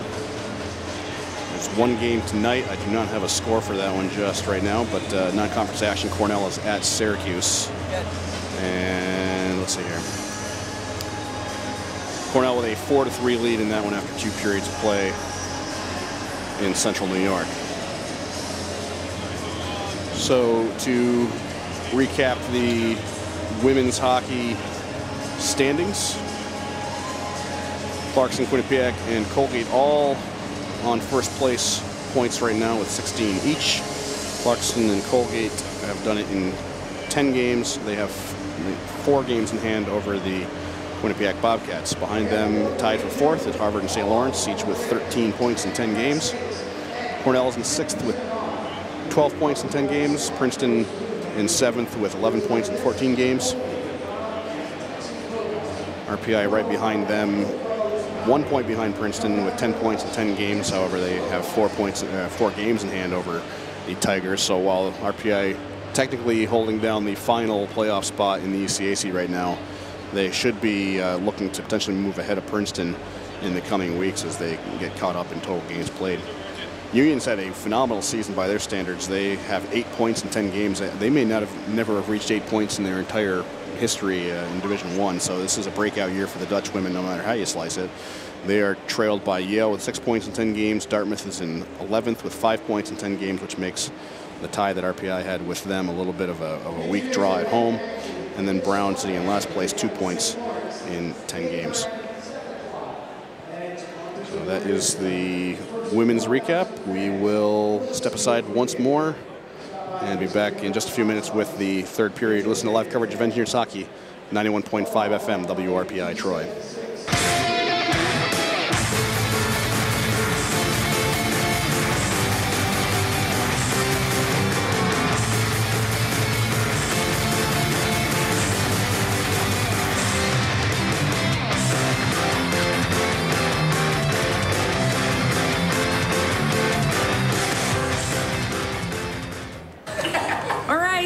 This next question is for Caroline.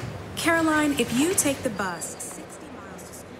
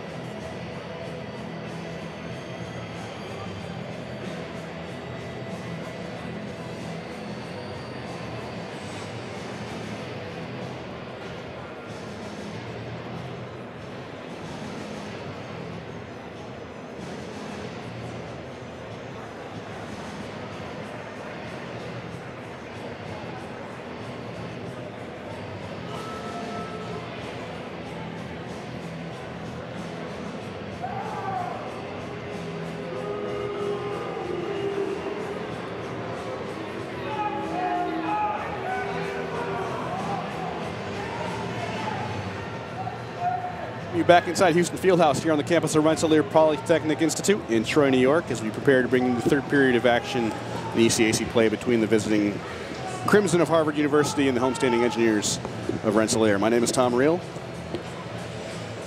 I'm joined this evening by Joe Piscicano. And you're listening to this on your home for Engineers Hockey, 91.5 FM, WRPI Troy. Your score after 2 periods of play is RPI 1 and Harvard 1. Before we start with the third period, we would like to thank the Rensselaer Union. They provide the funding for WRPI and all the club-related activity of the Institute, including WRPI's coverage of RPI hockey, football, and baseball. Just a reminder, WRPI is on the World Wide Web. Point your browser to WRPI.org. And you can pick up WRPI's broadcast 24 hours a day and 7 days a week. As long as WRPI is broadcasting, we provide that broadcast on our internet feed. Once again, that's WRPI.org. I'd also like to remind you that RPI TV broadcasts all RPI men's home hockey games, also is able to broadcast a number of RPI women's home hockey games for free, streaming on the interwebs. All you have to do is surf on over to rpitv.org and check them out. Alternatively, you can head over to YouTube, Google RPI TV, and these games are broadcast and streamed live as they happen here at the Fieldhouse. So, Joe, what's got to change here in the third period for the Engineers? They're just not getting a whole lot of shots on. They've got a total of 9 shots on goal in this game, and fortunately, one of them has gone in. But they probably need to generate some more offense if they're going to get a couple points tonight. I think you said it all there. They need to generate some offense and not just getting the puck into the offensive zone. After they after they get the puck deep, they need to get it out to the point, and they need to take some shots. They need to just get some rubber on Lackey. They need to make him do a little work and maybe try and get a deflection out front of the net for hopefully a game-winning goal. 20 minutes on the clock. RPI will be skating from right to left. We were about to start, but suddenly Michael Lackey is skating back over to his bench. I think that would be an opportune time for the Engineers to start playing, but looks like maybe some kind of equipment cramp. problem, Yeah. He's picking his right leg up, maybe a cramping issue of some sorts. Yeah, or maybe did he pull something getting back on the ice? Well, this is... It looks like Merrick Madsen's getting ready to hop on the ice now. This seems kind of unusual. I saw him sort of go down into a push-up on the ice, and maybe then I looked away and maybe he pulled something, doing a little yoga.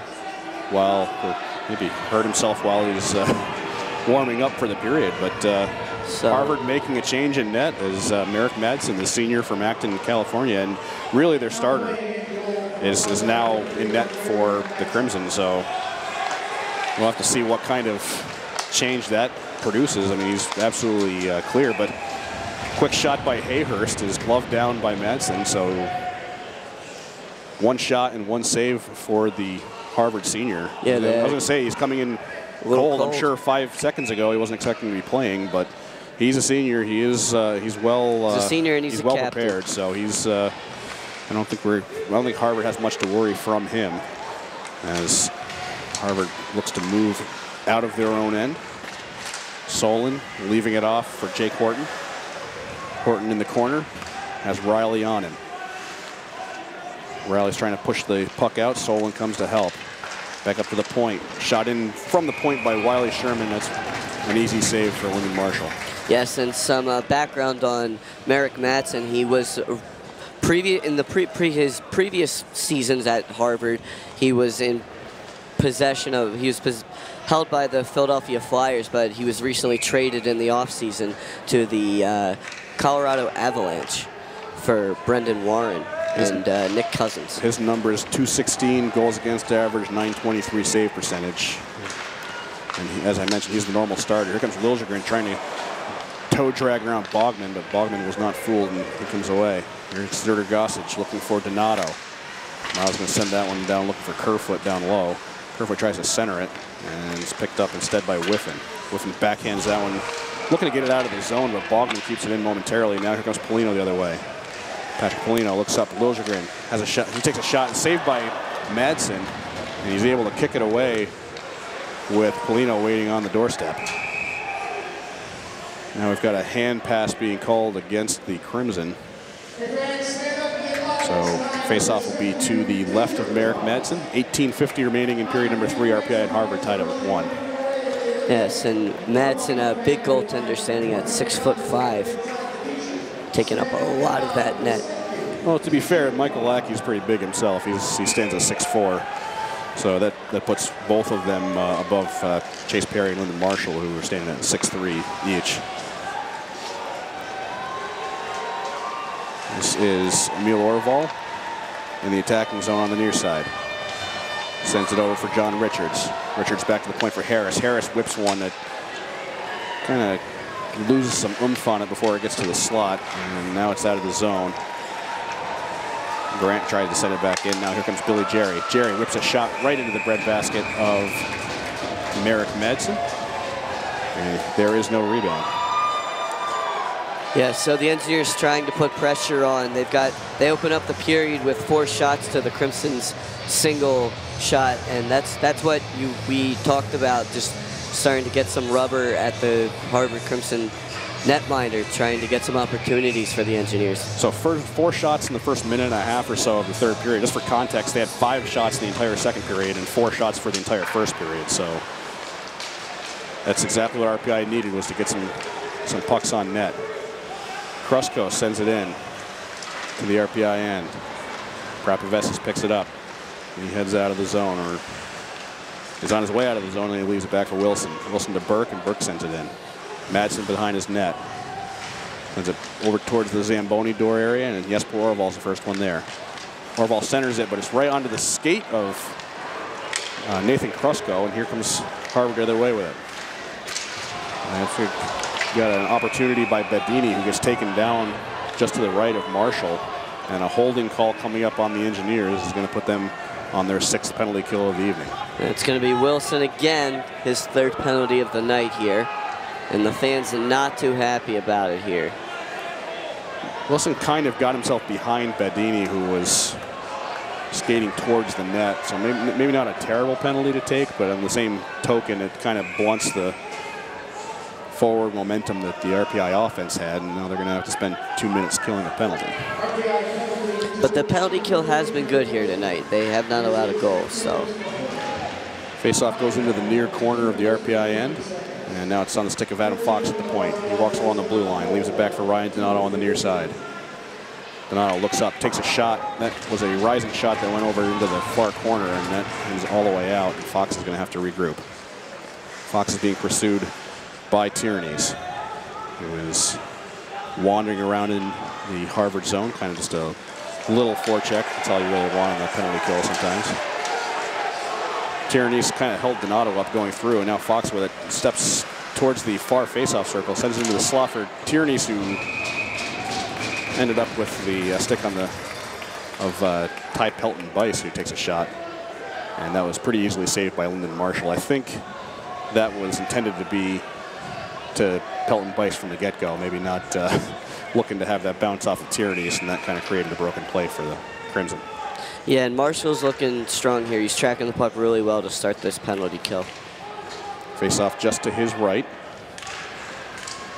One backwards, and Prapavesis powers that one out. Right on top of it is Morello, but he can't catch up to it, and he's going to have to go down ice with Fox to try to chase down. Now behind his own net is Riley Walsh. He leaves it for Fox.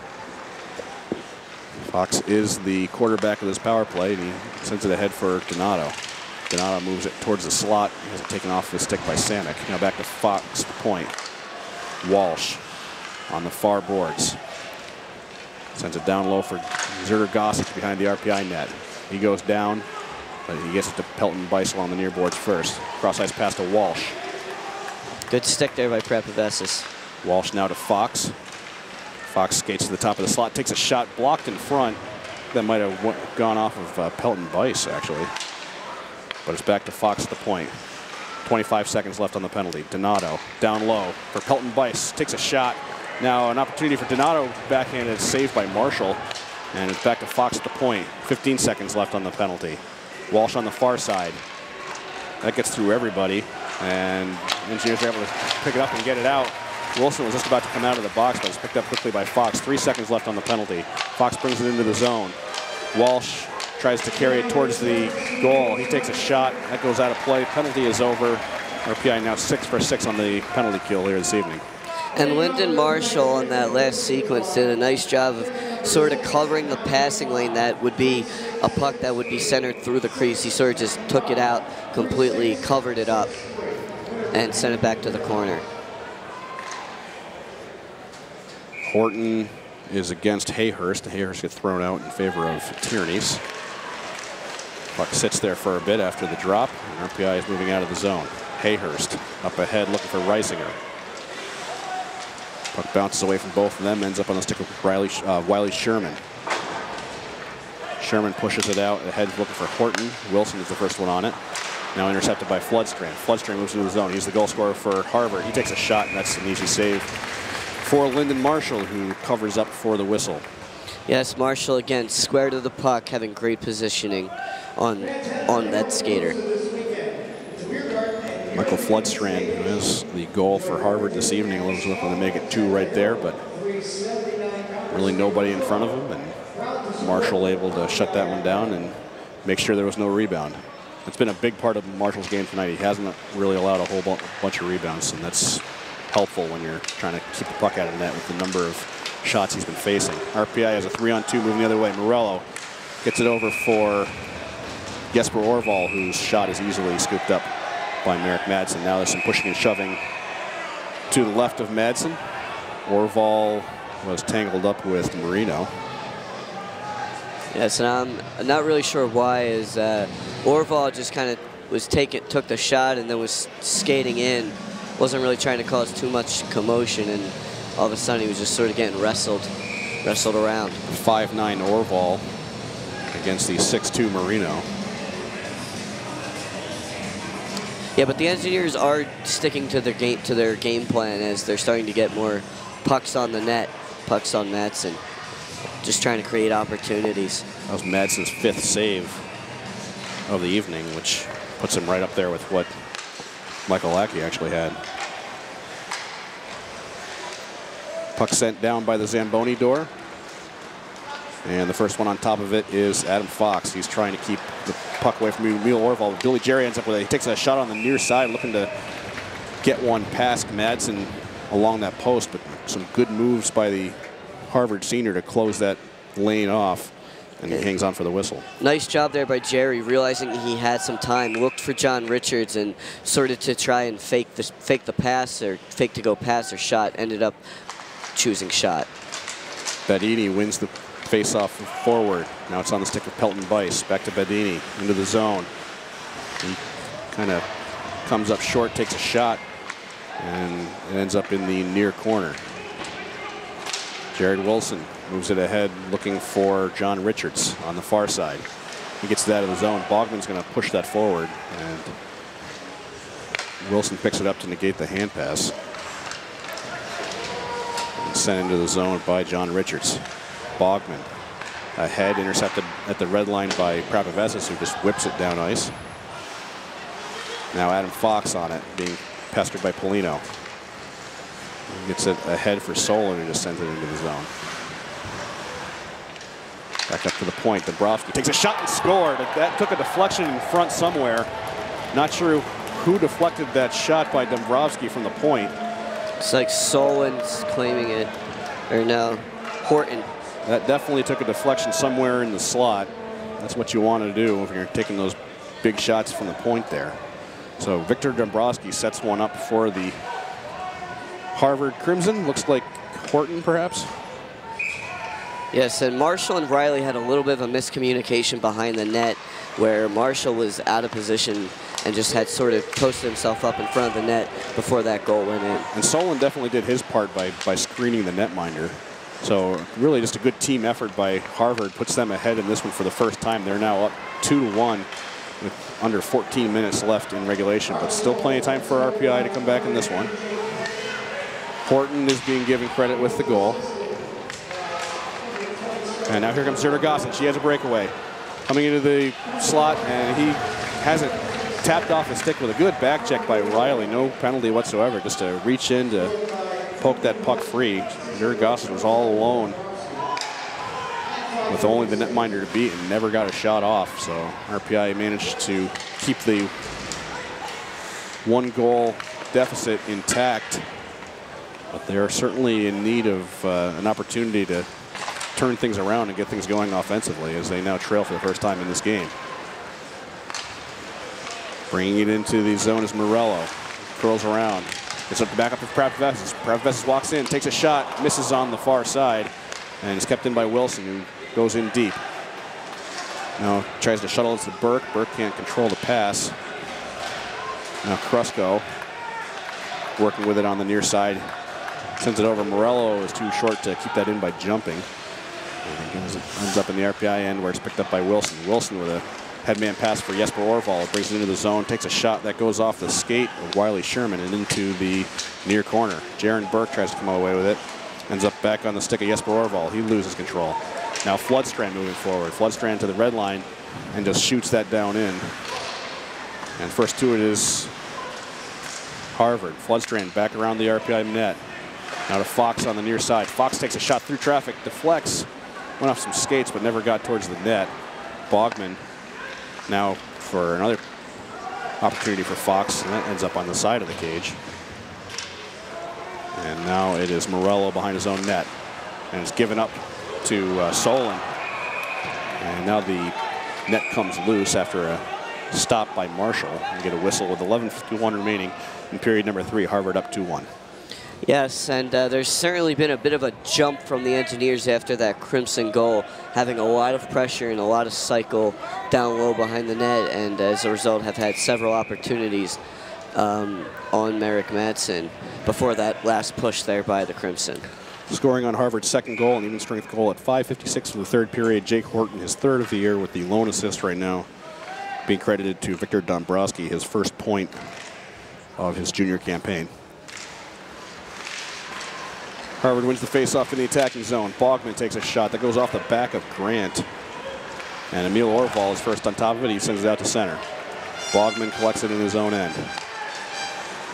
Gets it ahead for Eddie Ellis. Eddie Ellis across the red line. He kind of lifts it into the air. And that never comes down. I think that might have hit the... I think it hit the women's hockey team there watching the game. So faceoff will be right at center ice. Shots on goal in this one are 35-14 in favor of the Crimson. RPI with 5 shots here in the third period, which means they've only had one shot since about the 18:30 mark, or since there were about 18:30 left in the period. So once again, RPI is still in need of kind of turning things around and getting their offense back into gear, really. Yes, and another breakdown from the Engineers resulting in that goal, but they're looking to push back. Face-off just outside of the Harvard end. One back by the Crimson. Here's Marino. D-to-D pass for Dombrowski, who set up that last goal. Donatos is going to send that one down in. And Zurgosic tried to let that one run for Kerfoot, but it's picked up by Liljegren. Here comes Victor Liljegren, getting into the zone. Tries to cut through the defense. He goes down. Penalty coming up on the Crimson. A nice move by the RPI senior to draw that penalty. A slashing call as he just tried to split the D in order to create a scoring opportunity. Didn't get a shot off after being taken down. But Victor Dombrowski, guilty of a slashing call, puts RPI on just their second power play of the game, but a big opportunity as they look to create some offense and get this game tied again. Yes, and Crimson definitely have a little bit more speed than the Engineers, but the Engineers are trying to counter that with their power from Liljegren. RPI wins the faceoff. It's back to Riley at the point. Now Hayhurst along the near side. Shot by Hayhurst goes into Madsen. Now a 2-on-1 going the other way for Harvard. Marino takes a shot, and that deflects into the near corner. RPI looking to move quickly the other way now. Hayhurst has Emil Orval with him. Leaves it for Orval. Trying to get back to Hayhurst. Penalty coming up on Harvard. It's to Prapavesis in the point, and they're going to whistle this one down because there's a big mess near the goal. Unless they're going to call RPI for goaltender interference, because I think that was Hayhurst who went sliding into Merrick Madsen. The initial call definitely on Harvard as Horton goes off. I didn't see what the call was. Interference is going to be the call on Horton. Now a big opportunity for the Engineers. 5-on-3 for 1:32. Assuming that they can keep themselves out of the box, they have a really golden opportunity to get this tied up now. Yes, 1 minute and 32 seconds of 5-on-3 hockey. And it's important for the Engineers to win this faceoff and get lots of movement. They don't win it. It goes back for Harvard, but Harvard's unable to clear it. Wilson keeps it in on the near side. Wilson over to Tierney's. Now Wilson again. He's been playing pitch and catch with Tierney's. Tierney's winds up, doesn't shoot. Back to Wilson. Back to Tierney's. Winds up. Sends it over to Polino down low. Back to Tierney's. RPI pinching in. Wilson looking for Polino. Polino can't pull the trigger. That was supposed to be a one-time opportunity. Back to Tierney's to the point. Cross for Wilson. Back to Tierney's. They're playing pitch and catch again. Wilson with it now. Down low for Polino, who takes a shot. And Whiffen tried to lift the rebound into the top of the net, but was unable to get it down. Wilson still with it now. 50 seconds left on the 5-on-3. Wilson pinching in, takes a shot and scores! Deflected in, might have gone off of Whiffen perhaps. Definitely a bouncing puck. The initial shot by Wilson looks like he's taking credit for it. There was some traffic in front. Not sure if that hit somebody in front, but it does not matter. They're gonna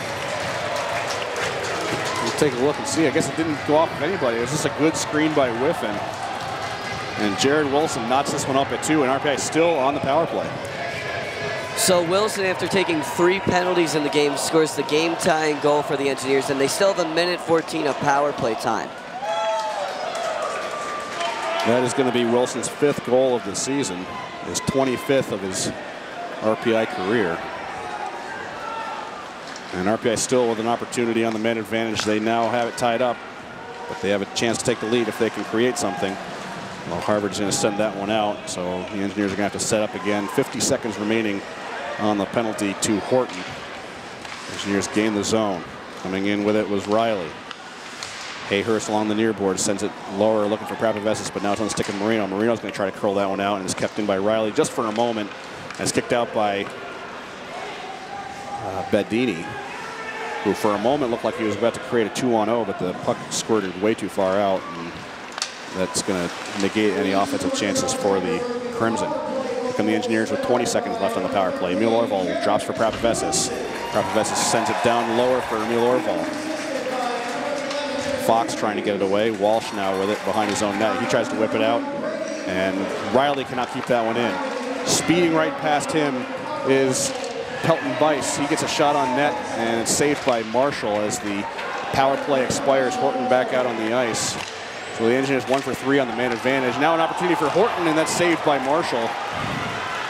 Harvard buzzing now, looking for the 3rd goal. That's going to bounce off the backboards, and Marshall's just going to cover that one up. That's enough of that, he says. Yeah, Marshall, after making 2 split-straining saves, just says enough and covers up and slows the game down and lets his teammates make a few line changes after there were some ample opportunities for the Engineers on the power play, especially the 5-on-3. They did a nice job of, like you said, getting those penalty killers down low. And Horton looked like he wanted to make up for that 5-on-3 he created right immediately. He was screaming out of the box and trying to create a scoring opportunity. Now an opportunity for the Crimson right off the face-off was a shot by Marino that was saved by Marshall. RPI gets it out of the zone, and Marino is first back to collect. Pushes it up forward for Donato. 8 minutes left in the 3rd period. 2-2 between RPI and Harvard. Donato leaves it for Zergasic. Now Kerfoot on the far side for Bogman. Bogman's just going to send that one behind the cage, and Zergasic takes a tight angle shot, kept in by Bogman. Now behind the net is Zergasic. He's looking to move the puck into the slot, looking for Donato, but he couldn't control the pass. And now Morello looks to break the other way. Hits the red line and tries to send it in. RPI changing behind. Kerfoot pushes forward for Floodstrain, who's going to send it into the RPI end. TJ Samick on top of it. Pushed out to center. Walsh is there. Battle for it near the RPI bench. Floodstrand has taken away from him by Liljegren, but ends up on the stick of Wiley Sherman. Harvard moving forward. They lose control, and TJ Samek's going to try to backhand it out. Kept in by the Crimson just for a moment. Polino now up to center. Samek moving forward. Now Liljegren. Liljegren taking a rising shot that goes over the cage. Now a battle between Horton and I think Morello over in the corner by the Zamboni door. Liljegren falls down but controls the puck. Now Polino behind the net. Gets up for Samek at the point. He keeps it in. Across for Riley. Riley snaps a quick shot that's blocked by Sherman into the corner. Now Polino by the Zamboni door. Turning to get himself away from Riley. Riley Walsh, that is. Over to the corner where Floodstrand is trying to move it. Does battle with Whiffen and is taken by Walsh. Riley Walsh moving forward. Has to go back with some forecheck pressure coming from Emil Orval. Now Horton moves it behind his own net. Some good forechecking by RPI.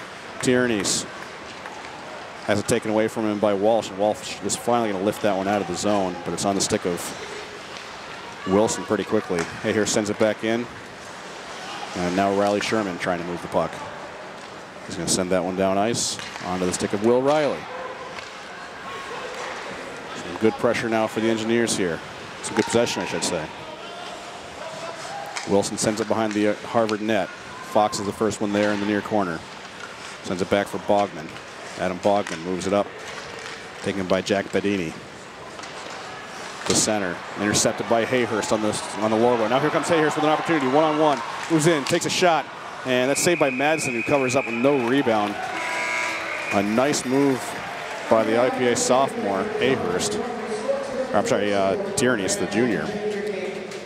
And you gotta like what the Engineer defensemen are doing. They're skating back to their own blue line and allowing their forwards to come back on the back check, almost daring the Harvard Crimson to try and send the puck deep. And as a result, the Engineer forwards that are skating back are able to poke check the Crimson, get it to their own defensemen, who then send it right back into the offensive zone of the Engineers. 91.5 FM WRPI Troy. Tom Reel and Joe Piscicano with you on the call here from Houston Fieldhouse. A rare Tuesday night ECAC contest, and it's a good one here from the Fieldhouse as RPI's put on a pretty decent defensive showing tonight. They've kept themselves alive in this one. It's 2-2 with 5:26 remaining in regulation. And as they finish clearing the snow from the ice, it becomes gut check time really for both of these teams, because the next goal in this one is going to be huge.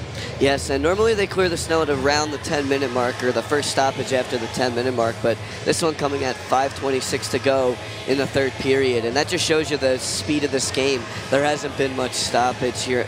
Not so much this game, but in this period especially. There's been a lot of back and forth play, a lot of two-way play.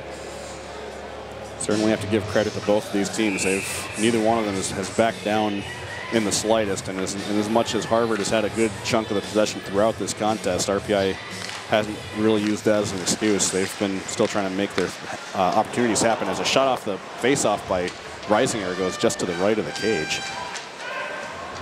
And now the puck comes free to the near side, intercepted by Reisinger, who only keeps it in momentarily. It's picked up by Adam Fox. He has a shot, goes off of a skate, or a pass goes off a skate, now with Serta Gossage. Has it to Donato on the far boards. Serta Gossage now behind the RPI net. Moves back up looking for Marino at the point. He keeps it from going out after a bouncing pass. RPI doing a good job checking in their own end. Allows Prapavesis to move forward with it. Prapavesis trying to get himself around Marino. He loses control. Nice defensive play by Marino. Now a shot, or an opportunity is picked off, and a shot is going right off the post. Kind of turned into a 3-on-2 from the Aaron pass. As I think that was Jerry that had an opportunity that RPI just rung right off the post. So both teams have hit pipes in this one. That's made a lot of the difference. Now a shot by Horton is saved by Marshall. Another shot comes in that hits bodies in front in the slot and goes over to the near side. Floodstrand has it taken away from him by Prapavesis. Now Whiffen trying to move the puck.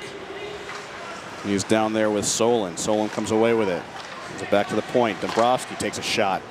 And that's, I think Marshall might have gotten a piece of that one. Now Floodstrand on the far boards. Tries to whip one, but misses on his opportunity to move it. And the puck goes all the way down ice. First one there is Polino. And now Marino with it for Harvard. They're going the other way. Bringing in the zone was Solon. Loses control. Wilson moves it to Hayhurst. Hayhurst trying to get himself away from Krusko. Gets it on the stick of Grant. Now Liljegren in the neutral zone. Ahead for Hayhurst. Hayhurst has some room to operate. Tries to send it back, and there's no one there. Wilson was trailing too far behind the play. Now Krusko moving back for Harvard. He takes a shot. Was going wide, but it's gloved down nonetheless by Lyndon Marshall. 3:18 remaining in period number 3. RPI and Harvard tied at 2. And I want to talk about Will Riley a bit on that last segment when Harvard was pressing really hard. They had one guy in front of the net, and Will Riley did a nice job. After the puck sort of hit him, he cleared it right to the corner as opposed to trying to get it up out of the zone. Just clear it right to the corner and let your defense regroup. Let your goaltender regroup. Smart play there by Will Riley. Small play, but smart play. Hayhurst and Bedini to the left of Marshall. Sits on the dot for a moment, then goes back to Walsh at the point. Bedini takes a shot. That's blocked. Goes into the near corner. Walsh leaps to keep that one in. Takes a shot. That deflected, but it's able to be steered aside by Marshall. Pelton Bice tried to collect that one and was unable to. Now bouncing puck in the slots, picked up by Morello. He has it up for Tierney's. Now here comes Morello, 2-on-2. Has Tierney's with him. Takes a shot that goes off the skate of Sherman. No one knew where it was for a second, but it's back out to center now. Here's Will Riley for the Engineers. 2:38 remaining in regulation. RPI brings it into the zone. Shot by Jerry. Goes off of a skate into the near corner. Emil Orval leaves it for Jerry. Back to Emil Orval. Now opportunity for Reisinger. Was looking for a one-time shot just at the top of the crease, but it goes out of play. 2:26 left in period number 3. RPI and Harvard tied at 2. Exciting one here at the Houston Fieldhouse. The official scoring on RPI's second goal, a power play goal at 10:07 of the third period. Wilson with his 5th of the season from Evan Tierney's and Brady Whiffen. And that is the goal that has this game tied at 2 late in regulation. Whiffen loses the face-off. Samek tried to keep it in, however. He's able to. Liljegren now on the near board. Takes a shot. Goes behind the net. Now back to Liljegren near the Zamboni door. He looks up, looking for someone to dish it to. Curls around, takes a shot, goes just to the left of the cage. Might have been deflected. Fox is the first one on top of it. Fox to Marino behind his own net. Marino looking to break out, chased by Polino. Looking ahead for Donato. Samek might have gotten a piece of that one, and now Liljegren is on top of it. He skates behind his own net. He's for Samek on the near side. Samek brings it through the neutral zone. Gains the blue line. Heads in on the far side. Backhand. Comes to the net. Where's the puck?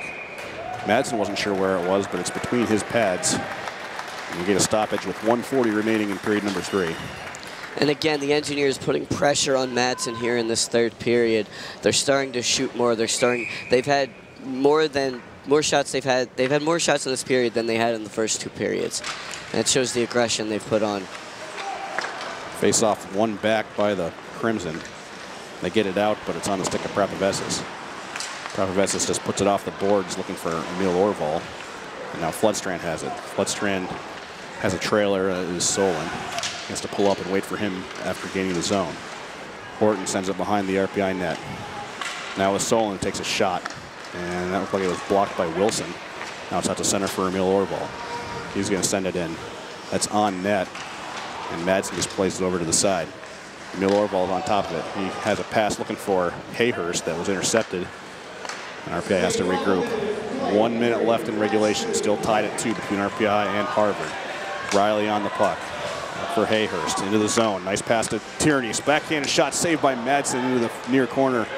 And it's picked up by Krusko. He's got some speed. He guns into the RPI zone. He had Morello on top of him, so his shot didn't have a whole lot on it. Goes into the far corner. 36 seconds remaining in regulation. Harvard with the puck along the far boards in the RPI zone. Grant is doing battle in the corner.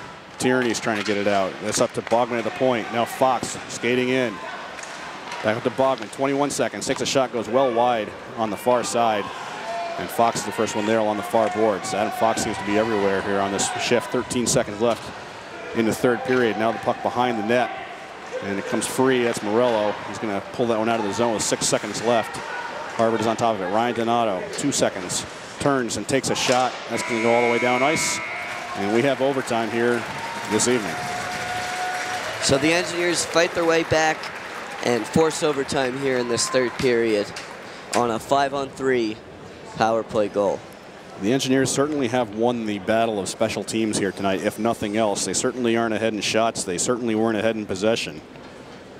But overall this evening, a total of 7 for 9 on special teams, including scoring the game's only power play goal on a 5-on-3 opportunity, which is even more highlighted when you consider that Harvard failed on 2 separate opportunities that they had 5-on-3s.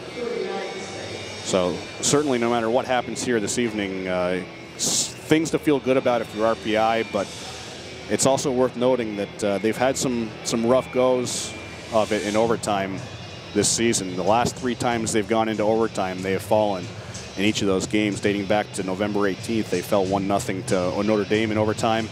They then lost 5-4 in overtime to Brown, and just this past Saturday night lost 6-5 to Dartmouth in overtime. So that extra 5 minutes, we've seen the Engineers fall 5 times total this season, including a 3-4 loss at Niagara literally in the last second of overtime. So it's not a stellar record for the Engineers in the extra frame. They do have 3 ties this season, but they have 4 losses. That's not that's certainly a very lopsided. And if you want to look at it, if you want to look at some of the positives for the Engineers, it's that they took a very talented Harvard team that includes a player on it that recently just returned from a bronze medal at the World Junior Championships in Adam Fox, and a junior on their team in Ryan Donato, who was recently named to the Olympic team. And Donato himself has tried several times to sort of do some fancy stick work or a little bit of fancy skating on the Engineer defensemen, who haven't really been too amazed by it. They've sort of just pushed him away when he's tried to spin around them or do a little stick around them, make a little move around them. So Engineers are taking a very talented Harvard team to overtime. 7 NHL draft selections in the lineup for Harvard tonight, including Merrick Madsen, who came on in relief for the third period after Michael Lackey appeared to perhaps tweak something during the third period warm-ups. So we are underway here in overtime. Harvard with the puck in their own end. Zergasic leaving it back for Marino. Now ahead for Colton Kerfoot along the near boards. Kerfoot has it taken away from him by Prapavesis. Now a battle behind, picked up by Zergasic. Back up to the point. Takes a shot is Marino. That goes off of Whiffen and out of play. And Whiffen sprinting over to cover that point after sort of creeping into the slot. He went and sprinted over back into his position to force that deflection out of play. 4:21 left in overtime. RPI and Harvard tied at 2. And the Engineers have scored on both goalies here in this game. Both of their goals have come against different goalies. So it's not like Merrick Madsen is unbeatable. Face-off is in the RPI end. Kind of won back over to Floodstrand, but he sent it more or less out of the zone as he was trying to get it back to the point, or maybe the Engineers were the ones that throw it out there because they just called icing on RPI. Yeah, it looks like the Engineers won it all the way back, and puck slowly trickled down into the Harvard corner. Not the first time that I've thought someone touched the puck that did not, in fact, touch the puck. So. It's a small disc. We will do it again, same place, just to the left of Lyndon Marshall. 4:14 now left in overtime. Puck sits on the dot, and it's picked up by Harvard at the point. Fox keeps it in. Floodstrand goes behind the RPI net. He tries to get up for Bogman at the point, but he lets that bounce off of his skate and out. So Harvard will have to regroup. Grant just sends it down from the blue line. And the first one back for it is Adam Bogman, junior out of Chicago, Illinois, is the one to move forward with it. Goes up for Floodstrand on the blue line. He brings it in and lofts it in by the Zamboni door. Prapavesis is on it. To Reisinger on the near side. To center for Jerry. Jerry kind of just floats to the blue line and then just lifts it over to the far corner. Emil Orval is there. Now Adam Fox on it. Adam Fox along the far side in his own zone. Intercepted in the neutral zone by Hayhurst, but Tierney's was just offside after moving that puck. Yes, unfortunately for the Engineers. Harvard's sort of taken the initiative on this in this overtime, but the Engineers starting to push back now after an icing call. Shots are 41-21 total in favor of Harvard, but no shots for either team so far in the extra period. Pelton Bice sends it back for Riley Walsh. D-to-D pass to Sherman in his own end. He's being pestered by Morello. And a shot from the neutral zone is gloved down by Marshall, and there's no rebound. Yeah, smart play there by Marshall, not letting any puck trickle out in front of him. That is the first shot on goal of the overtime period with 3:04 remaining. And the faceoff will be just to the right of Lyndon Marshall. Yeah, the Engineers doing a complete line change here in overtime. 3 minutes left in the game. Whiff and wings it back. RPI tries to clear. It's kept in for a moment by Walsh, but pushed out by Polino. However, back in their own end, Sherman has Donato and Walsh nearby. Kerfoot and Zergosic out there for the Crimson. Kerfoot moves it forward into the zone. Grant backhands it to the far side for Liljegren. Liljegren can't get it out. It's kept in by Donato. Takes a quick shot, saved by Marshall, who had to be on top of his game for that one. Has it over by the Zamboni door. Now Zergosic has room to move behind the RPI net. He's bothered by Will Riley. Back to Marino at the point. Marino whips it back behind the net for Donato. Donato's dangerous back there. Tries to bounce it off the cage to himself. Now he turns in front of the net with a shot by Kerfoot, and a moving Lyndon Marshall is able to keep that one down. Harvard scored on a very similar play, although Donato was a little bit farther from the blue line than Fox had been when he moved the puck to Floodstrand, and Kerfoot wasn't able to get one off in time to get it past Lyndon Marshall, who moved very well laterally from his right to his left. Yeah, you can tell Marshall does not want to give up any rebounds on those last two. He's come further out of the net to try and cover up the rebound. He's trying to play a clean game here in overtime. Face-off won by Harvard. Floodstrand sends it down by the Zamboni door on the far side.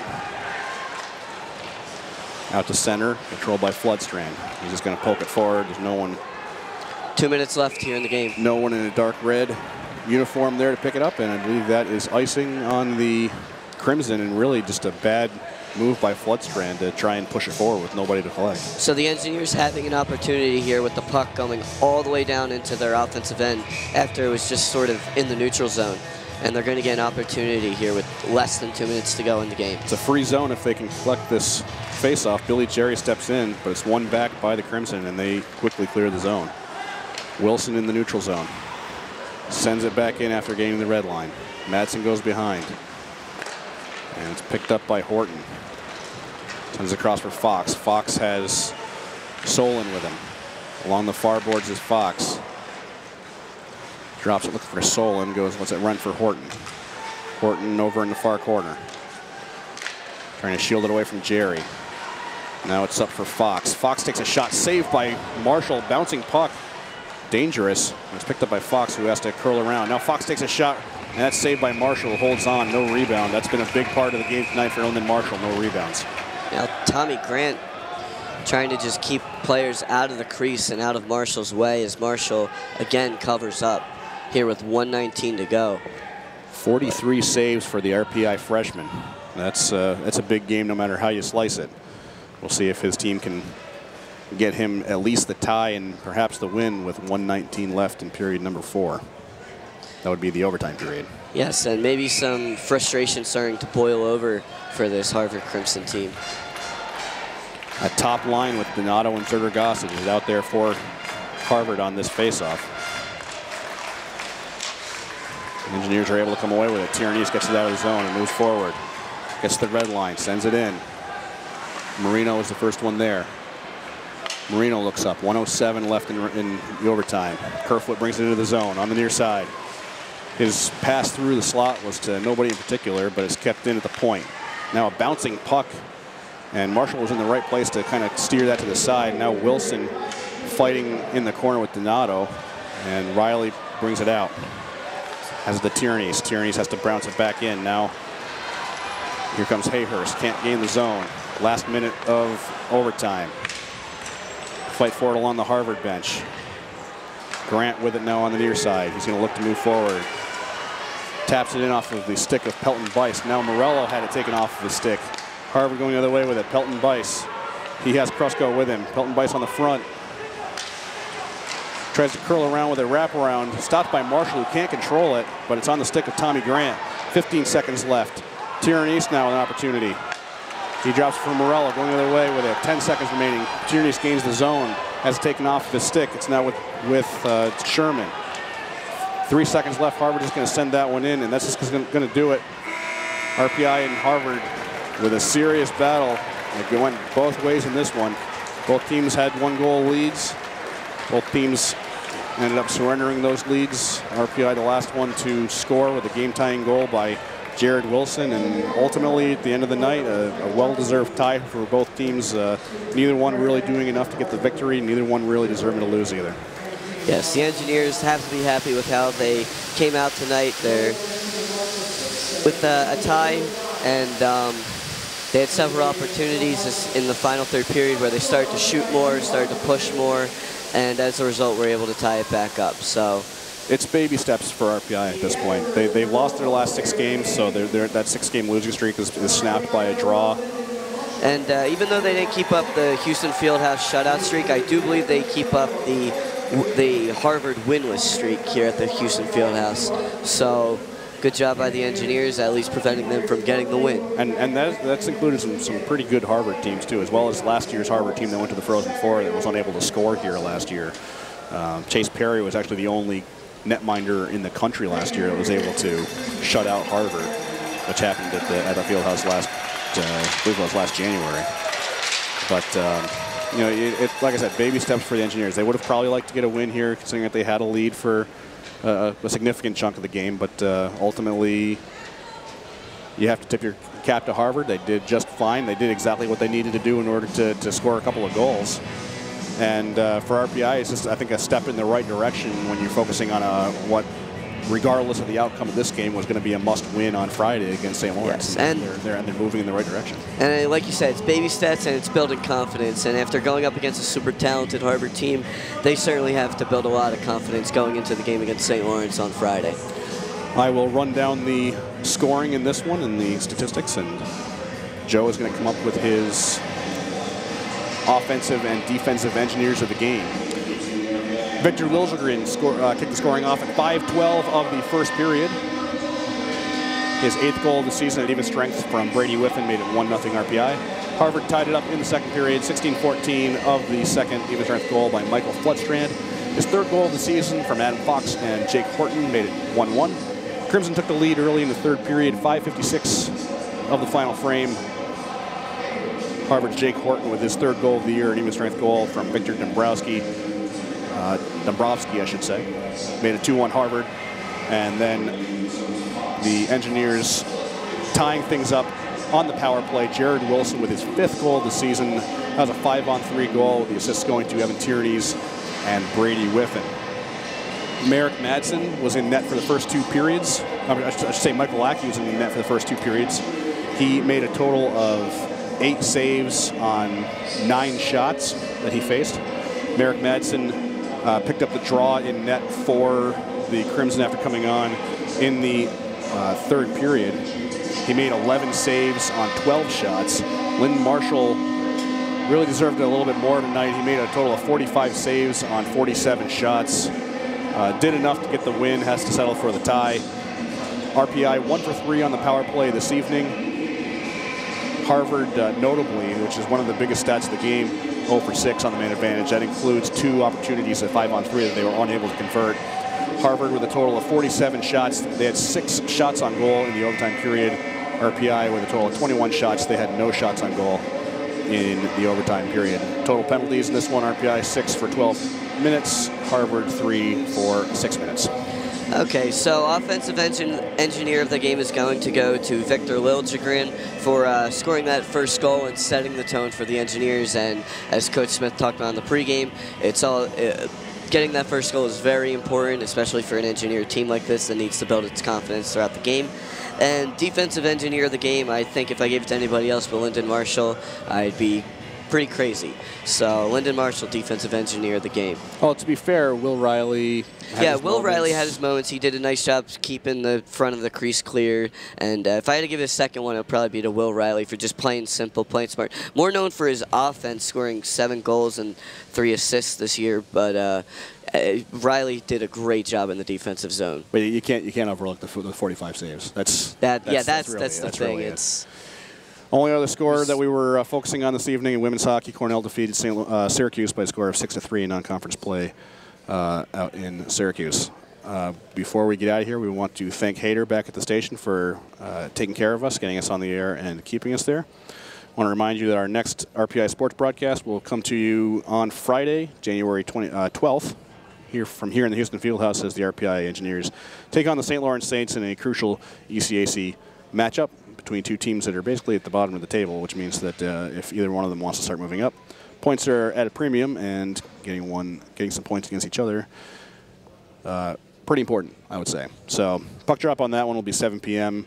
Expect an on-air time for us on WRPI at 6:45. We want to thank the Rensselaer Union. They provide the funding for WRPI and all the club-related activity of the Institute, including WRPI's coverage of RPI hockey, football, and baseball. Just a reminder, WRPI is on the World Wide Web. Point your browser to WRPI.org and pick up WRPI's broadcast 24 hours a day and 7 days a week as long as WRPI is broadcasting. We provide that broadcast on our internet feed. Once again, this is WRPI.org. So for Joe Piscano, my name is Tom Reel.